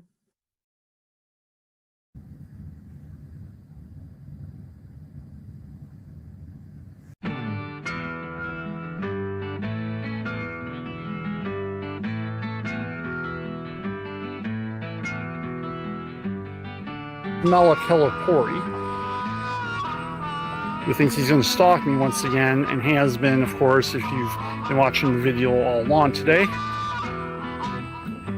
Let's find out what's going to happen next. All right, so let's go on the record. The matter of the city of Riverview is Edmund Maass, 25R362904, and the city of Riverview is Daniel Calipore, 2515868 and B. I'm going to have you stand. I'm going to have you stand at the podium, Mr. Maass, and then Mr. Calipore, I'm going to have you stand with your attorney at the table. And so, and then Mr. Maass, your name for the record, please. My name is Edmund Maass. Okay, thank you. And counsel, your appearance, Mr. Calipore. Good morning, I'm Shanti Kramer. I'm as the Raymond Police Formal Reading Workplace yesterday. All right, thank you. And appearance for the people for the city of Riverview. And good morning, Your Honor. For the record, Terry Johnson, P70773, on behalf of the city of Riverview. All right, thank you. Okay. And so, Mr. Calipore, your name for the record, please. And Daniel Calipore. Okay. And so today is the date scheduled for Mr. Calipore for an arraignment pretrial and for Mr. Maass for a formal hearing. I understand that these are on two separate matters, but given the frequency of both of your visits to the court and the communications within the Riverview Police Department amongst yourselves, the court found it appropriate to have both of your cases called simultaneously. Mr. Shunke, as to the arraignment on your client. Reading my client's name was beauty. Court will waive the formal reading, enter a plea of not guilty for purposes of the arraignment, and as to the pretrial counsel. You know, he adjourned this matter for some comparison. All right. So this court's going to adjourn this matter for compliance by Mr. Calipore.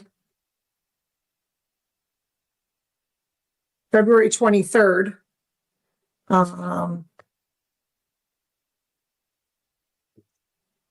You're not here that day, but I mean, 4 weeks is February 9th. You're back that day. That would be 30 days. So we can do that thing. Wait a 9:15 a.m. Okay. The court's going to order a $3,500 personal bond. Now, let me be very clear. So the people are moving to dismiss Mr. Maass's charge of littering, correct? That is correct, Your Honor. And this is a result, I believe, of the tree bark at issue with Mr. Calipore's criminal charge of assault and battery, correct? That is correct, Your Honor. Okay. Just for the record, I believe there was a dispute between the parties and it appeared to be mutual. So we, the case against Mr. Calipore is dismissed. We thought it would be in the best interest of justice to do the same for Mr. Maass. Okay. Did you two hear that? I did. And what part of that did you hear? The entire thing. Okay. Tree bark. Tree bark. A piece of tree bark is what prompted you all to be in court. Tree bark. Because somebody didn't like it on their car. Who cares? Who cares? And who cares what tree it came from? Is it really that important? Mr. Maass, is it really that important? Sir, I have no trees on my property. It is. So if you're at a store, sir, and a leaf falls on your tree, or on your car, what do you do about it? Okay, but we're not talking about one piece of tree bark here. That wasn't my question. A leaf is nothing, but we're talking about numerous pieces of tree bark in this instance. Yes, only one placed on my vehicle, but still numerous pieces of tree bark over time. Sir, again, if you were at a store, say a piece of tree bark fell on your car when you were at a store, what would you do? Leave it. Right. Right. Would you call the police? Not if I was at a store. What's that? Not if I was at a store. Okay, and you would remove it. Where would you put it? I don't know. I'd probably either inside my vehicle so I could get rid of it, or, depending on conditions outside, maybe back outside. I'm not certain. It would depend on the moment. Okay. Okay. Mr. Calipore. What about you? Your Honor, this isn't about tree bark. This guy has been. That wasn't my question. Because clearly the two of you are so antagonistic of each other that you drain the resources of the Riverview Police Department. Over 800 calls have been made in less than 5 years. Over half of which involve specifically Mr. Calipore. But Mr. Maass, you contacted the Riverview Police Department over 800 times via 911 and 9 emergency lines. There are definitely not 800 extremely urgent, life-threatening emergency situations that would have prompted you to contact the Riverview Police Department. Mr. Calipore, you 100% antagonize Mr. Maass. If there is tree bark anywhere, who cares? Who cares? Do you have a leaf blower? Yes. Great. Blow it off your lawn. Onto the street. Or pick it up and put it in the trash. Right, but yes. Do not conduct yourself in such a fashion that you're going to antagonize Mr. Maass. And I'll state for the record, Mr. Maass submitted a video. I don't remember at what point there was a video. It was silent because I think he may have been recording or something at the same time. I don't know. But Mr. Maass was videotaping your house. He was videoing your house, Mr. Calipore. And yes, while it's frustrating, it's all of those adjectives. You come out of your house and then you come right to the property line. And you're running your mouth saying something I don't know because there wasn't a volume. Why even leave your house to go confront Mr. Maass? Your Honor, we don't have a doxing law in this state, but he's doxing me. Okay, excuse me, just one moment. Do you think that by going and speaking to him, he's going to stop? Yeah, no. No. So why bother? Why bother? If you think that there's a violation of a law, then make a police report. If you think that Mr. Maass is doxing you, which I believe that there is something in the statutes regarding that, I've then I don't think there is. well, if you make a police report, sir, and the police officers send it to the Wayne County Prosecutor's Office, they'll do their research to determine whether or not there's a charge. I don't know. But that's how something happens for a violation of a law. It doesn't do there's zero benefit by going over to the property line to say something to Mr. Maass, other than it's going to prompt another police report, another case, and you two coming back to court. If you two want to visit the court that often, come by whenever you want. It's open. You don't have to wait till you have a criminal case here or a civil infraction. Come whenever. Come whenever. Let me be very clear, Mr. Maass. Mr. Calipore has been given a citation regarding some of the issues that are going on. I believe it's in the back of the house. During this adjournment period, there is not to be any communication with anybody working at his house or with Mr. Calipore, or any videoing of Mr. Calipore doing his work. You're not to live stream any video of Mr. Calipore doing work in the backyard. Am I clear on that? Yes, Your Honor. None. Zero. Not a live stream, not anything. Oh, here's Mr. Calipore finally doing what he's supposed to be doing, or whatever else is going to be. Not happening. Not happening. There's not to be any calls to the Riverview Police Department regarding Mr. Calipore's home within the adjourned period of time either. Are we clear on that? Yes, Your Honor.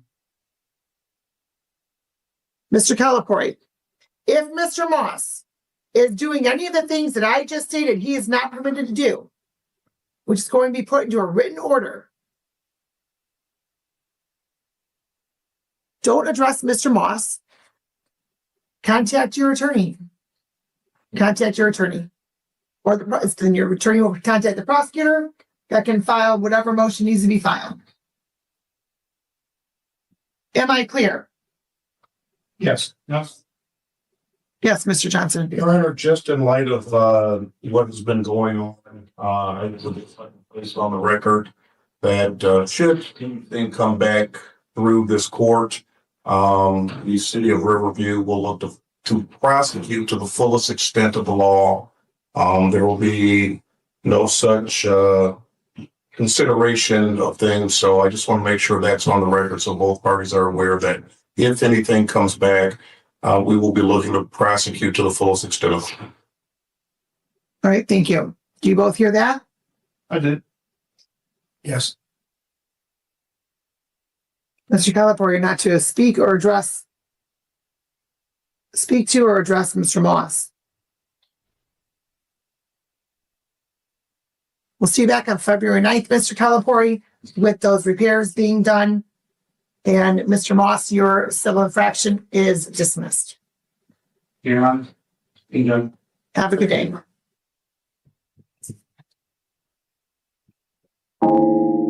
Okay, so let's go on the record in the matter of the state of Michigan versus Edmund Maass, 251225. Counsel? Your Honor, John Calipore, by being on behalf of Mr. Maass, wants to please put your name on the record. My name is Edmund Maass. Okay, thank you. And today is the date scheduled for sentencing on your client's plea to an amended charge of attempt telephone services, telecommunication services, malicious use. That was amended from the original charge of malicious use of telecommunication services. Counsel, did you have an opportunity to review the report and recommendation with your client? Yes, we have, Your Honor. There are Two things. Well, it's not a change. I wanted to bring to the court's attention. In the PSI, it indicates he's 54 years old. He is now turned 55 years old. That report was made at the time of before his 55th birthday. Second of all, there is a comment, or not a comment, where it deals with the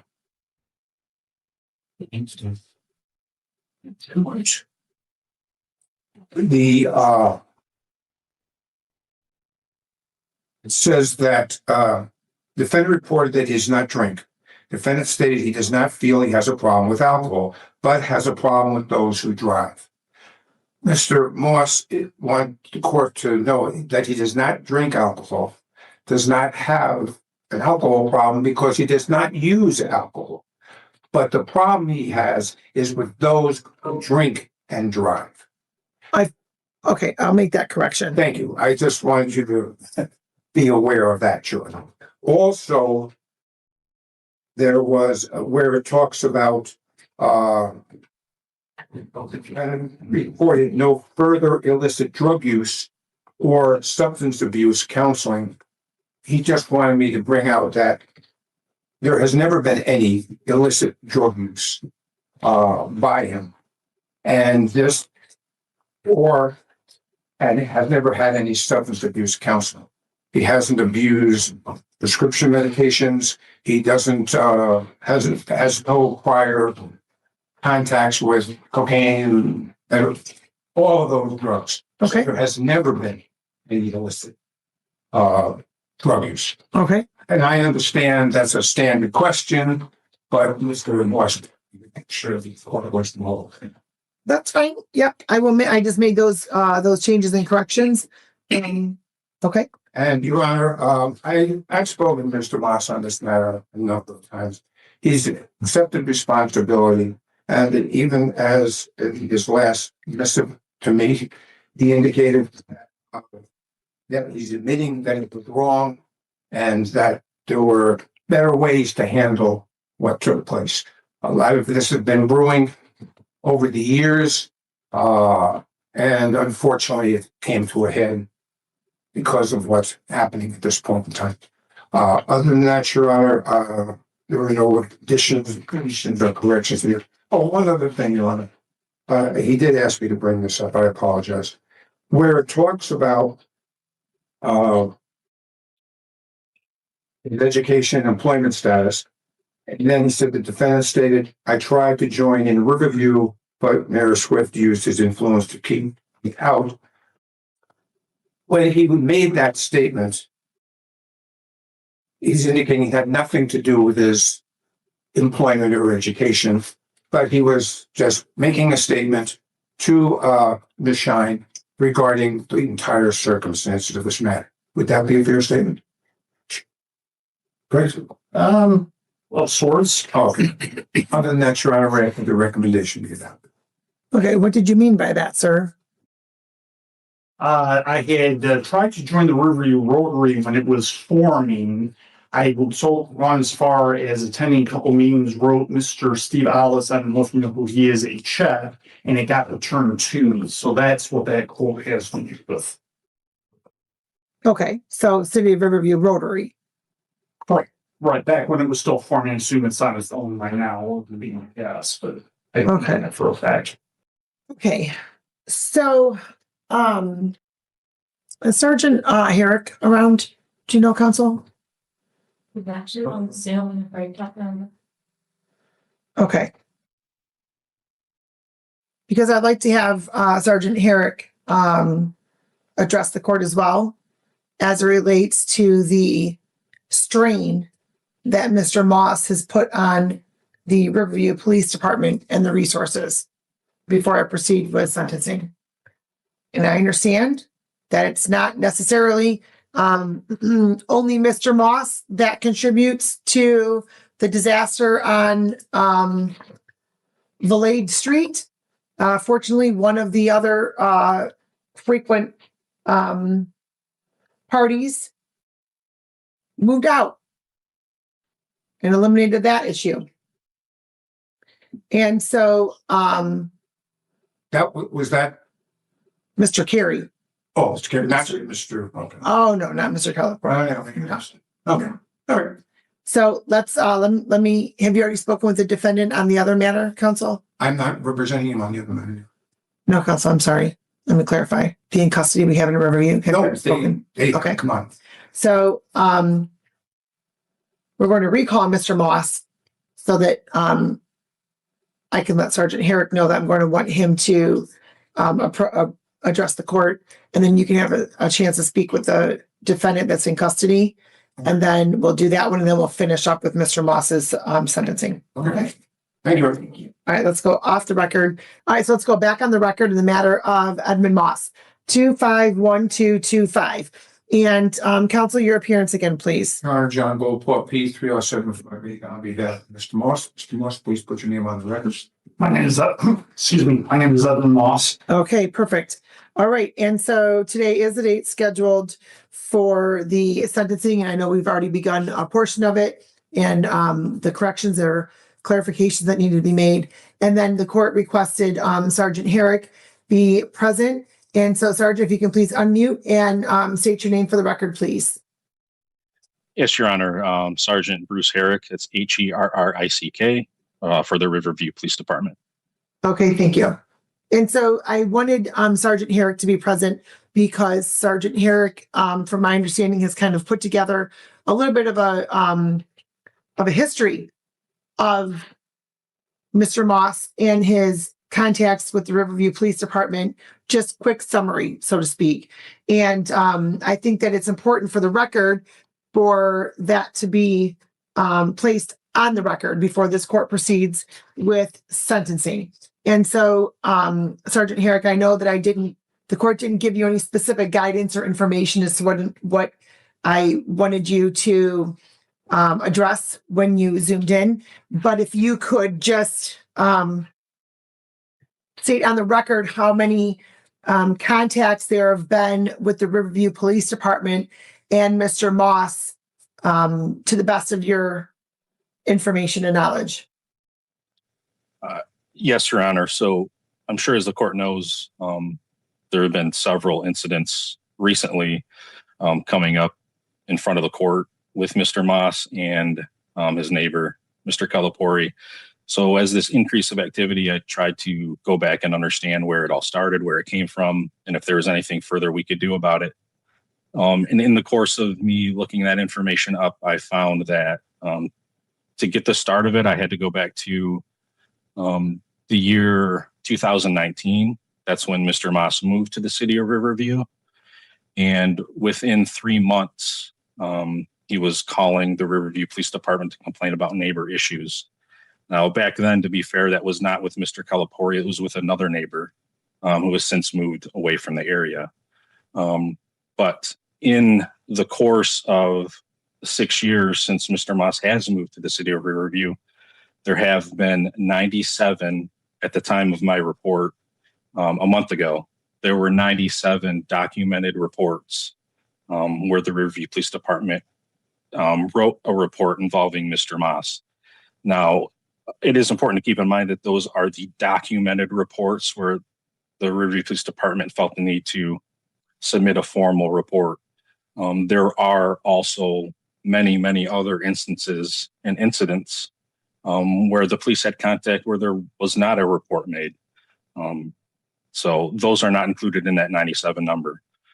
And above that, there's also many more copious amounts of phone calls that Mr. Maass has made, not only to the Riverview Police Department, but also the city of Riverview offices, and I'm sure the court as well.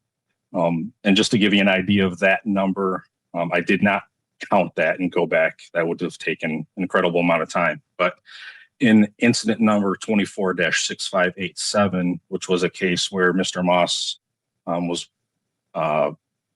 threatening an employee of the Riverview Police Department and threatening Mr. Calipore, in that there's a recorded phone call where Mr. Maass says, I quote, "I call 500 to 800 times a year, every year." So that number, by his own admission, is likely not an exaggeration. There's many phone calls to the police department and other city offices, and I'm sure the court as well. So in the 6 years that he's been here, he's had many run-ins with every Riverview police officer and city officials. And we've tried many different things to try to resolve the issues over on Village Street with Mr. Maass and his neighbors. And those included mediation at the beginning and throughout these incidences. Civil infractions have been issued, misdemeanor violations have been issued, arrests have been made, an emergency extreme risk protection order was taken out as well, and mental health treatment. None of these things have made any result in improving the condition on Village Street. So we're sort of just trying to figure out what we can do to resolve the issue over there. And hopefully we can do that. Okay, thank you. So, Mr. Maass.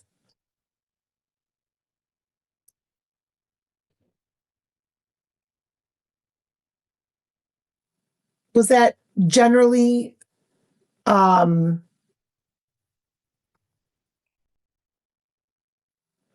line with what has sort of transpired and happened since you've been at the property, sir? I would say it would be a succinct summary of it if that's what you're asking. Yes. So, sir, I really need to know why you cannot just ignore Mr. Calipore. In all honesty, when Mr. Calipore does stuff like raise his fist to me and say derogatory things about my mother, especially during the Riverview garage sale, and on another occasion threatens to knock me out, that's kind of hard to ignore, I would say. I've tried to ignore him. I've tried not talking to him, but he's...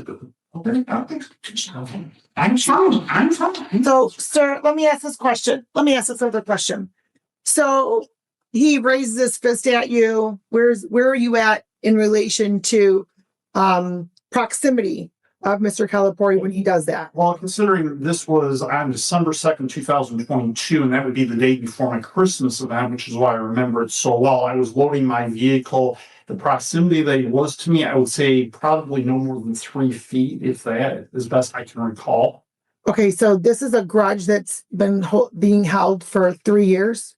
Longer than that. What I was going to say before I was interrupted by my attorney is Mr. Calipore has tried to force conversation upon me. Lieutenant Dean has tried to get him to not talk to me, but Mr. Calipore, and this would be under hearsay, but Lieutenant Dean did say to me he tried to get him to not talk to me, but that Mr. Calipore said something to the extent of, I'll talk to him whenever I want. So what I see that we have are two very stubborn individuals. That's what I see that we have. Two stubborn individuals that can't get over themselves and continue to monopolize the resources of the court, of the Riverview Police Department specifically, and then even contacting in with threatening words, specifically referencing to Sergeant Herrick that you're going to stick a hammer in his face. Your Honor, that was the allegation. However, upon a review of the, upon a review of the video, not the audio tapes, it's unclear what was said in that time. And Mr. Okay, where's the audio tape? I'd love to hear it. Where's the audio? Who has the audio? I had it, but I can't find it. I got it from them. We looked at it, and that's why the offer was made as it was. Sergeant Herrick, do you have that recording still? Your Honor, I can find it, but I think it was the prosecuting attorney. I'm not sure what happened in that case, but he seemed to agree that what Mr. Maass actually said on the recording was that he was going to stick a camera, or it wasn't really clear what he was going to stick. So I think the prosecuting attorney made a determination that it wasn't very clear, but they believe that he said camera. Okay, what about the statement that claims regarding the neighbor that good, that would in response, I believe, to some the dispatch, the PD being dispatched, good, that'll save the bloodshed. Was that also said? No, I don't recall. The only part I was concerned about when reviewing it was the. Okay, my point is this. My point is this. The Riverview Police Department dispatch is not the place for you and Mr. Calipore to call and tattle on each other. That is not the purpose of 911. That is not the purpose of a police department.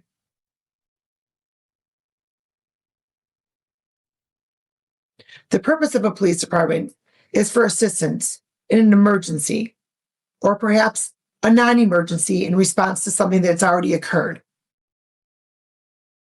It's not meant for you to demand somebody come out because somebody threw tree bark somewhere, or put a leaf on the yard, or whatever else it may be. That is not the purpose of 911. Or even police non-emergency. There is zero reason to contact the police department in those instances. Do you agree or disagree, Mr. Maass? For the most part, I agree with what you said. Why would you think that there would be a necessary reason to contact the police department regarding various landscape items, whether it's from a tree, tree bark, whatever it may be, snow?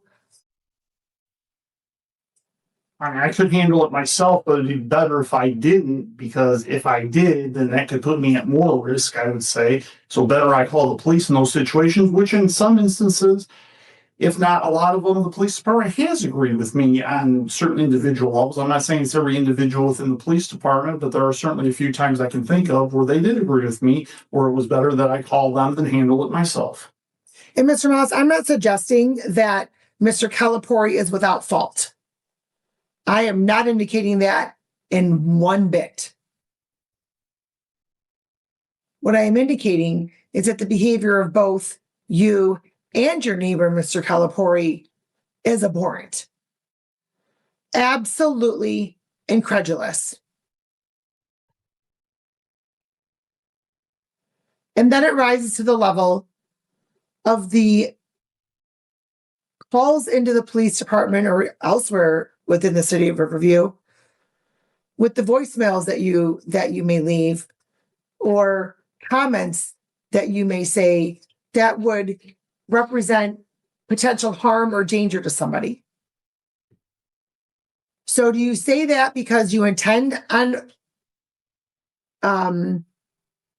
inflicting danger or harm on somebody, or do you do it as a way to then elevate the call to get the police department to the scene? I have to be careful I answer that, because we're getting into the case where you had to refuse yourself that went in front of Judge McNally, and I don't know how much I really want to say about that, or how much I really ought to say about that in light of that.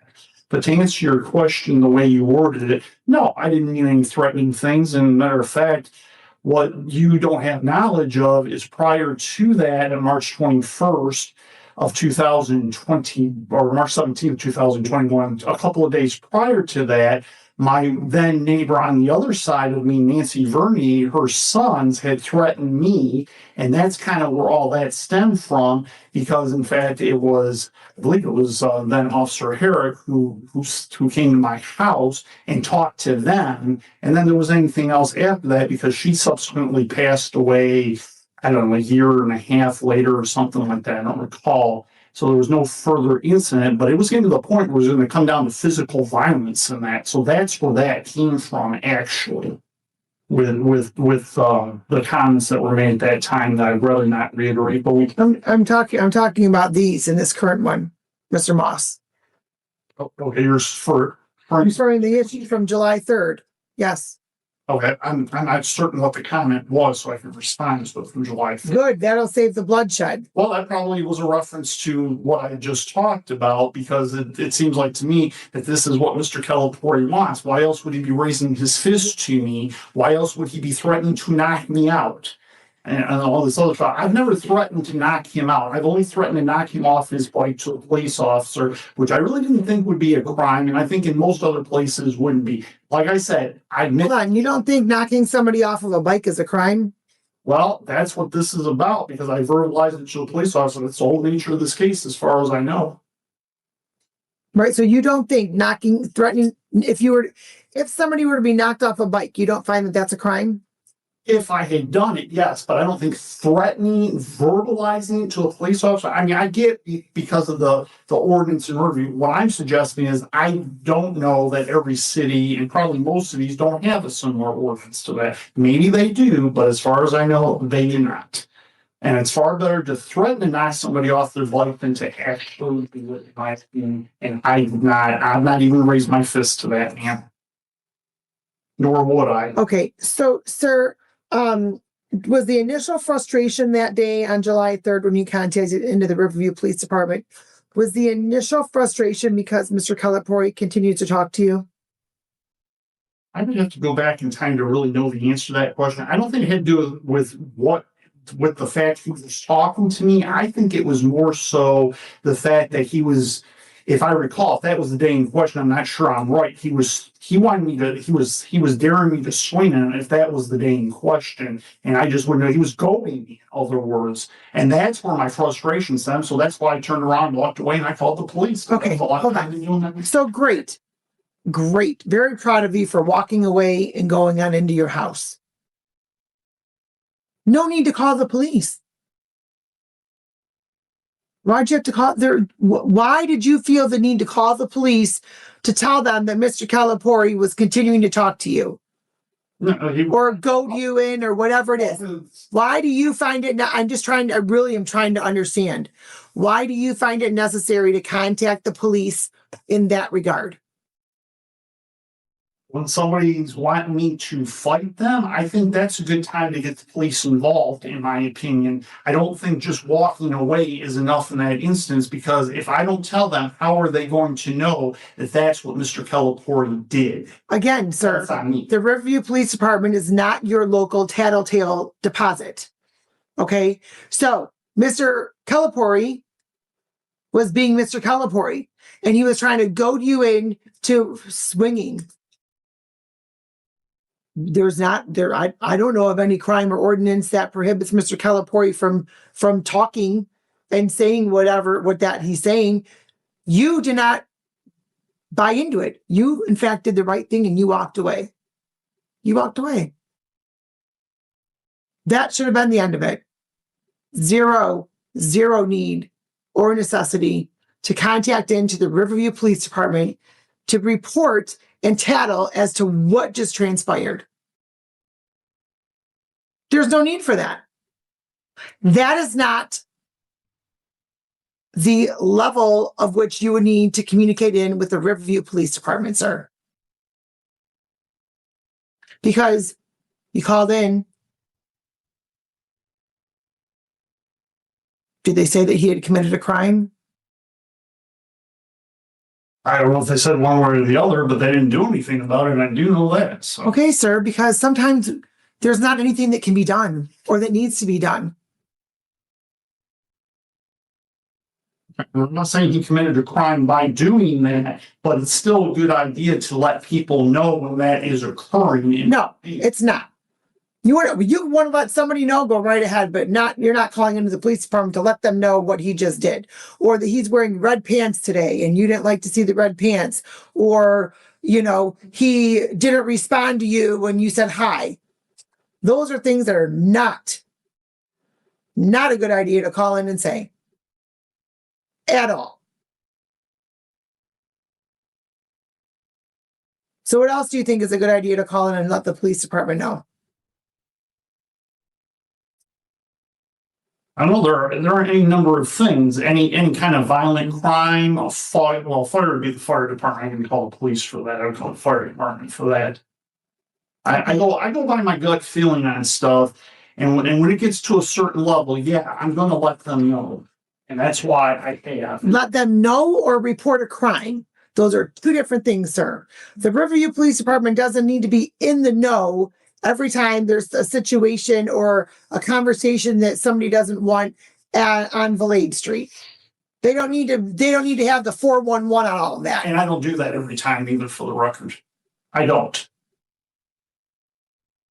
Well, that's good to know. And it's still been 800 times you've called? I mean, I would say that's a fair number.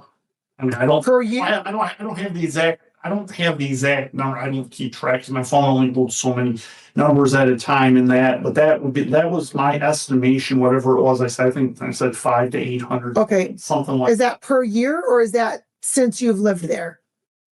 I don't know how far back I went with it. It would be over the course of more than 1 year. I don't remember. I'd have to go back to how it's the moment I calculated that and estimated that. It's a lot of phone calls. Yes, I wish I didn't have to call him that many times. I wish Mr. Calipore was a better neighbor. I wish he would do stuff that would not be as provocative as it is. You know what the word that you used was antagonistic. I think that's also a good word as well. You know what I wish? I wish that the two of you would wear earmuffs and blinders when you're entering and exiting your homes so that you don't even have to lay eyes on each other or hear the other person. I wish that the two of you would stop being so trivial and petty as to hijack the services of the Riverview Police Department. That's what this court wishes would happen. So just because you want to tell the Riverview Police Department what's going on, that's not necessary, sir, nor is that going to be permitted. That's going to be a condition that this court enters as a sentence. Because I think that for too long, there has not been a clear line in the sand as to what needs to be reported to the police department and what doesn't. The Riverview Police Department's been kind enough to listen every time that you're contacting in. And that stops now. You are not to call in to report what Mr. Calipore said unless it's a crime. A crime. Not just because it's something you don't want to hear. A crime. You are only to call in for an emergency basis, sir, to report a crime or a fire, okay, or an emergency situation.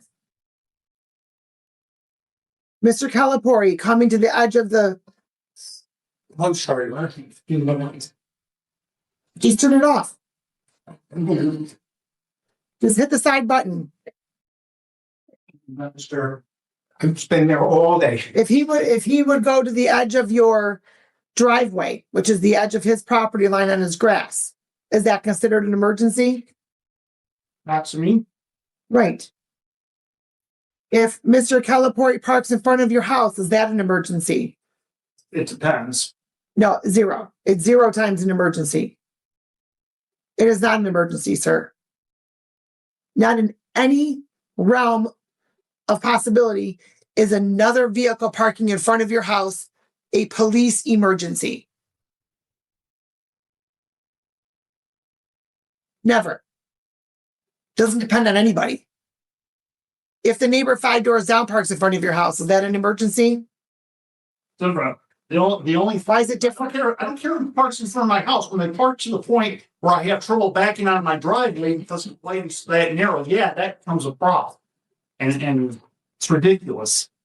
And that's what a lot of the phone calls have been about over the years, just so you know. And I've done what I can. I've tried to get an ordinance passed. I've tried many times to get an ordinance passed about this. I'm glad finally the new chief, and I wasn't privy to this, there wasn't a double parking ordinance in Riverview. I've been trying to get it to where two vehicles can't be parked in front of somebody's house at the same time. Because to me, that is a problem as well. That's a little outside the scope of this, but those are examples. Okay. And sir, from what I read and reviewed, it appears as though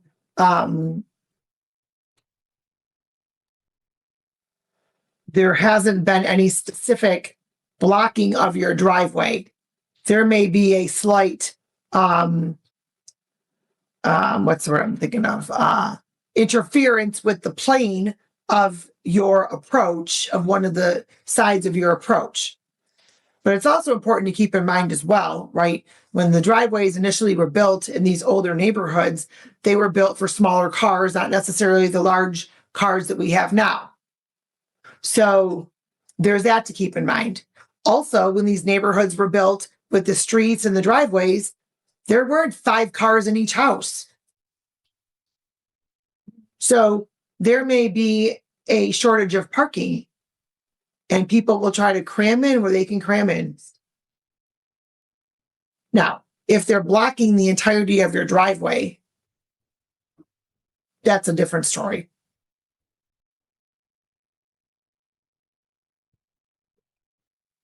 I know the recommendation is fines and costs only, but the court doesn't find that that's appropriate. Your Honor, in going through this, and I understand, I don't understand the whole thing, to be honest with you. There's been an ongoing neighborhood dispute. Under these circumstances and under these conditions, I believe that that is the appropriate remedy at this time. He has accepted responsibility to the charges. A review of all of the information indicates that this was an appropriate plea opportunity. There's been a complete investigation by the probation department. He's spoken to her. He's relayed the information. I've spoken to Sean about this matter. And based on those conversations, I believe that costs and fines in this matter are appropriate. I understand the pressure or the pressure being placed, that was placed on the Riverview Police Department, not only by Mr.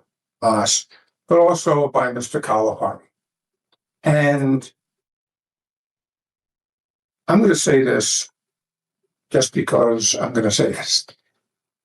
He's raised this issue a number of times about the parking. I agree with the court that times have changed, and let's be realistic. But even the reports that I read clearly show that Mr. Calipore is as big an instigator as Mr. Maass is a receiver of that instigation. He knows that if he parks his car even slightly in front of that driveway, it's not because the street is too crowded. It's because he's doing this to intentionally irritate his neighbor. Looking at the reports, and there was in the police report that I reviewed, this incident was a culmination of about 4 other phone calls and incidents. A great deal of it was because of the instigation, if nothing else, of Mr. Calipore. Okay. Let's be realistic. But let's also be realistic. Just because somebody parks in front of Mr. Maass's house, whoever it may be, who cares? It's a public street. Anybody can park there unless you have a handicap reserved parking spot that's specifically for you. Who cares who parks there? Your Honor, that's not what I'm saying. I'm saying that Mr. Calipore, if John Goldpo went there and accidentally or parked there because it was a crowded street, he wouldn't be calling the police. I know that. But so who cares who it is, whether it's Mr. Calipore or anybody else? Why do you allow that to bother you? I'm not just talking about in front of my house. I'm only talking about to the edge of my driveway. Okay, we know that. Even if it's to the edge of your driveway. Your Honor, it's not because of the... It's because of the person that it is. It is because of the person. And that person is doing it to aggravate and intentionally cause Mr. Maass to react. Okay. And how's the reaction? Hey, I can go out there and punch the guy in the face, That's not a good reaction. Or I can call the police and say, this is. That's also not a good reaction because there does not even rise to the level of contacting the police. And let me just say this. Let me just say this. Let me say this, Mr. Maass.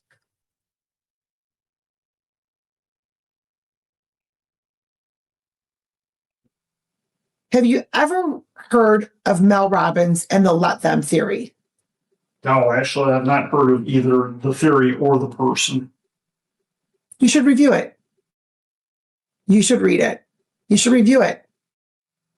Because what's happening is that you're allowing your dislike of Mr. Calipore to control your life. It controls your entire day. Because that seems to be the focus of a lot of your day. It actually isn't. Okay, well.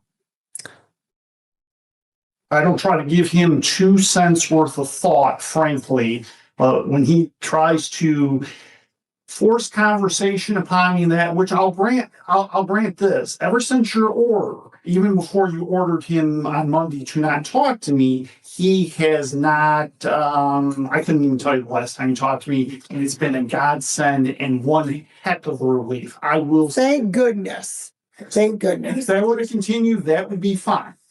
Well, that's great. However, right, you can't be under court jurisdiction your entire lives. Right. So, I don't know how that I don't know how that continues. Right. Same here. But I will note that it's not all Mr. Calipore because the video you submitted to the court, maybe on the other one, because he's got Mr. Maass has this exact same charge still pending on another matter. But the video you sent in, you're standing on your driveway videoing Mr. Calipore's house.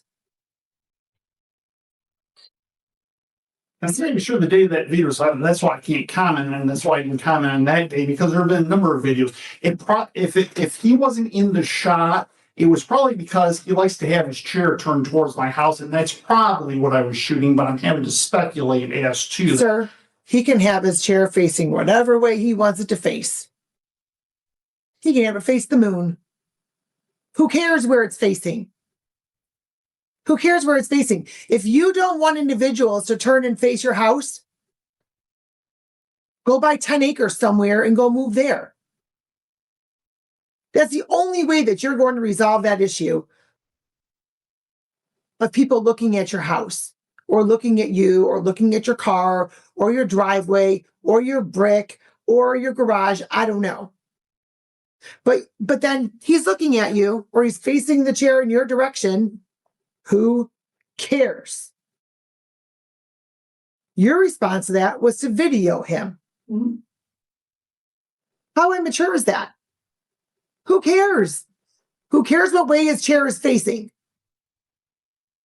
Go in your house if that was on where you're on your way to. Get in your car if that was on your way to. If you're on your way for a walk, continue with that. Who cares what way his chair is facing? Why does that bother you so much, sir? He doesn't need to have it facing towards my house, especially when he starts sitting in it when the weather gets warm and he starts using it to spy on me. And I don't like that, and he knows it. But you know what? I have a chair too, and I used it a couple of times to face him sitting in his chair, and that drove him inside of his house. So I found that to be very effective, actually. So we have Which I only had enough time to do it a couple of times. So we have a chair duel going on. Of sorts. Right. How old are you, sir? 55. 55. And Mr. Calipore is what? 65? 70. 70. And this is your behaviors. This is the behavior of both of you. If you don't like having neighbors that close to you, sir, that can look at you and you think they're spying on you, relocate on some land that you don't have neighbors that close to you. That's always an option. But it doesn't matter what way anybody's chair is faced. You don't need to then get out your camera and record them. Because then what happened is that Mr. Calipore exited his house. And he was continuing to talk. even though there was no sound, I don't know what all was said. I can only imagine what was said between the two of you. I don't know, maybe you didn't respond. Maybe he just spent 10 minutes talking without any response, right? But my point is, it's not on Mr. Calipore. Both of you are at fault in this entire disaster of a neighbor relationship. Both of you are at fault. And it stops now. Stop draining the resources of the city that you live in.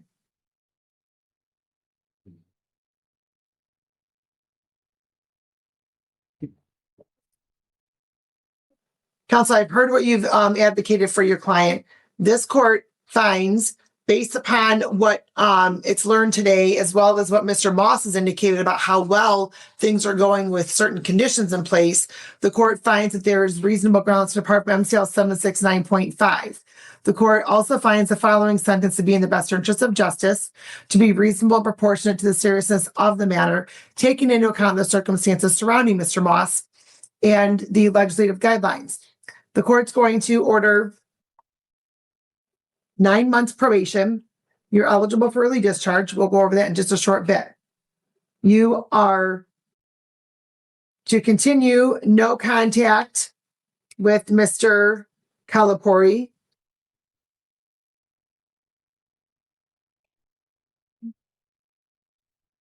You are not to contact in to report on what Mr. Calipore is doing or what he said.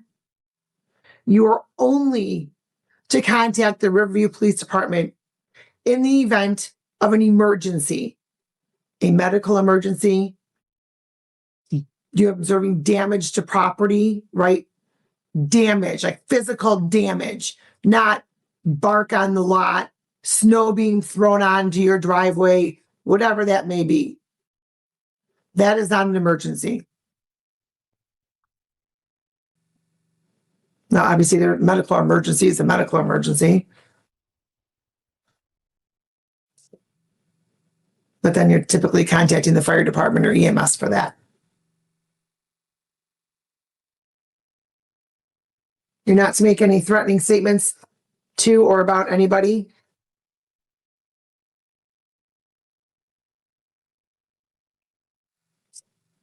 And the court's going to also, I'm not going to order as a condition because I don't want it to be deemed as this court promoting one author or person or what have you, but you should really look into that theory and review that.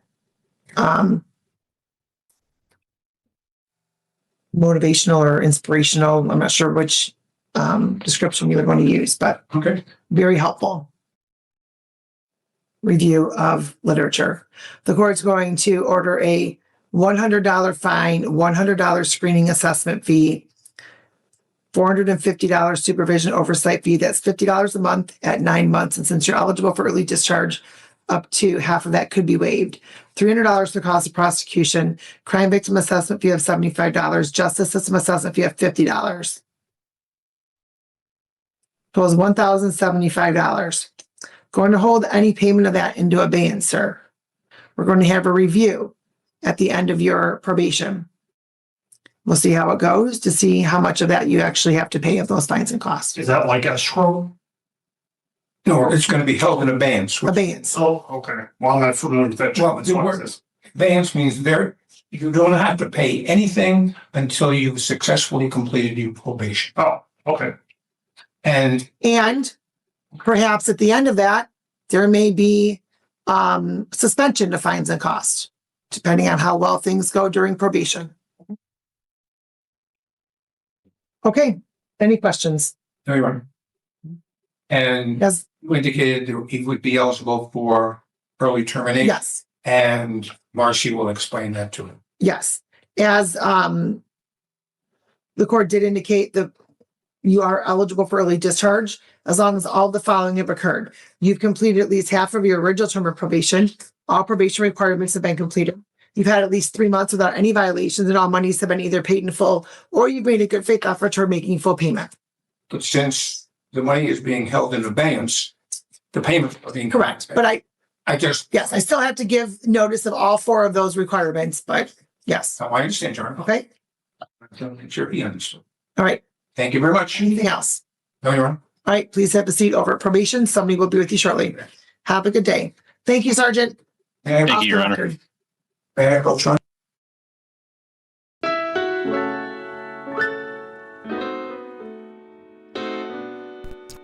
Yep. Keyword being successfully. She's holding a lot of like little goodies in front of him, right? Like he can get off in 50% time. He you know, they're holding back on the fines and they may forgive the rest of the costs and everything else depending on how good he acts.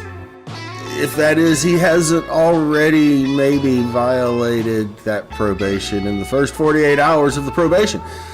Who knows? Will there be more Maass or no more Maass? We will see in the future.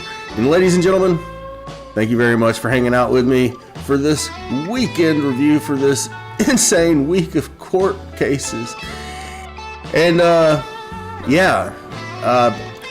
Judge Dad? He's gonna be in front of Judge Dad? I can't believe that. I just can't believe it. Oh my Lord.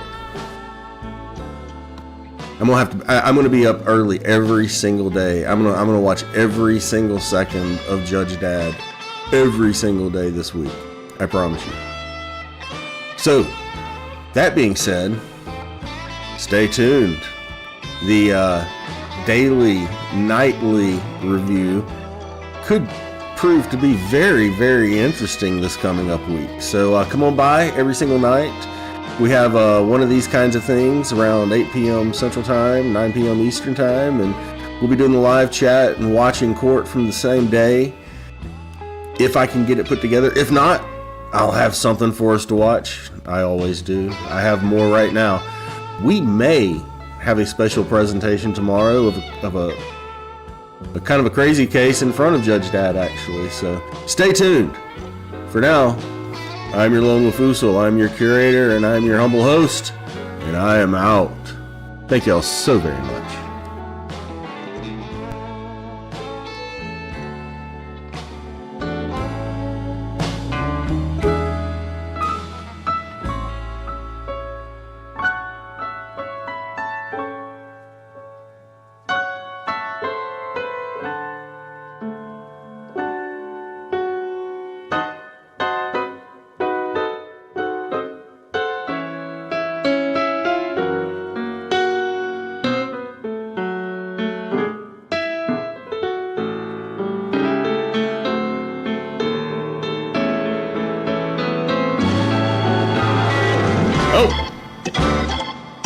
And before we get out of here, I do want to say a real quick thank you very much to our dear friend Zach with Law Nerds Unite, and our buddy Barry, and our friend Sister Mary Still, and Triple J's.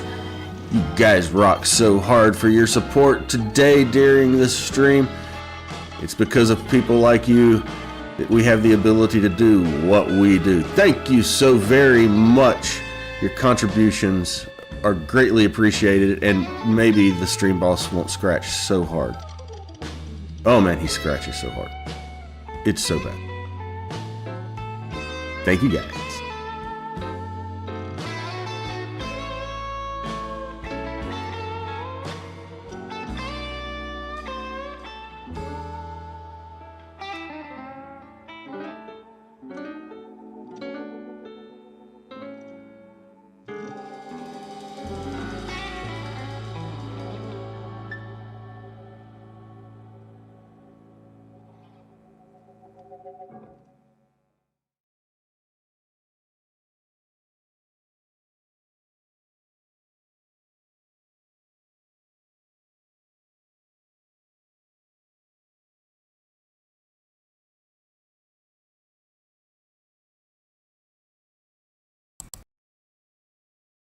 Should I do it?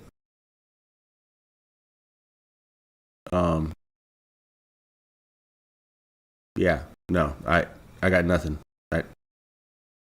I don't know why you're still here. It's over. I no Maass. Ah! You see what I did there? No Maass.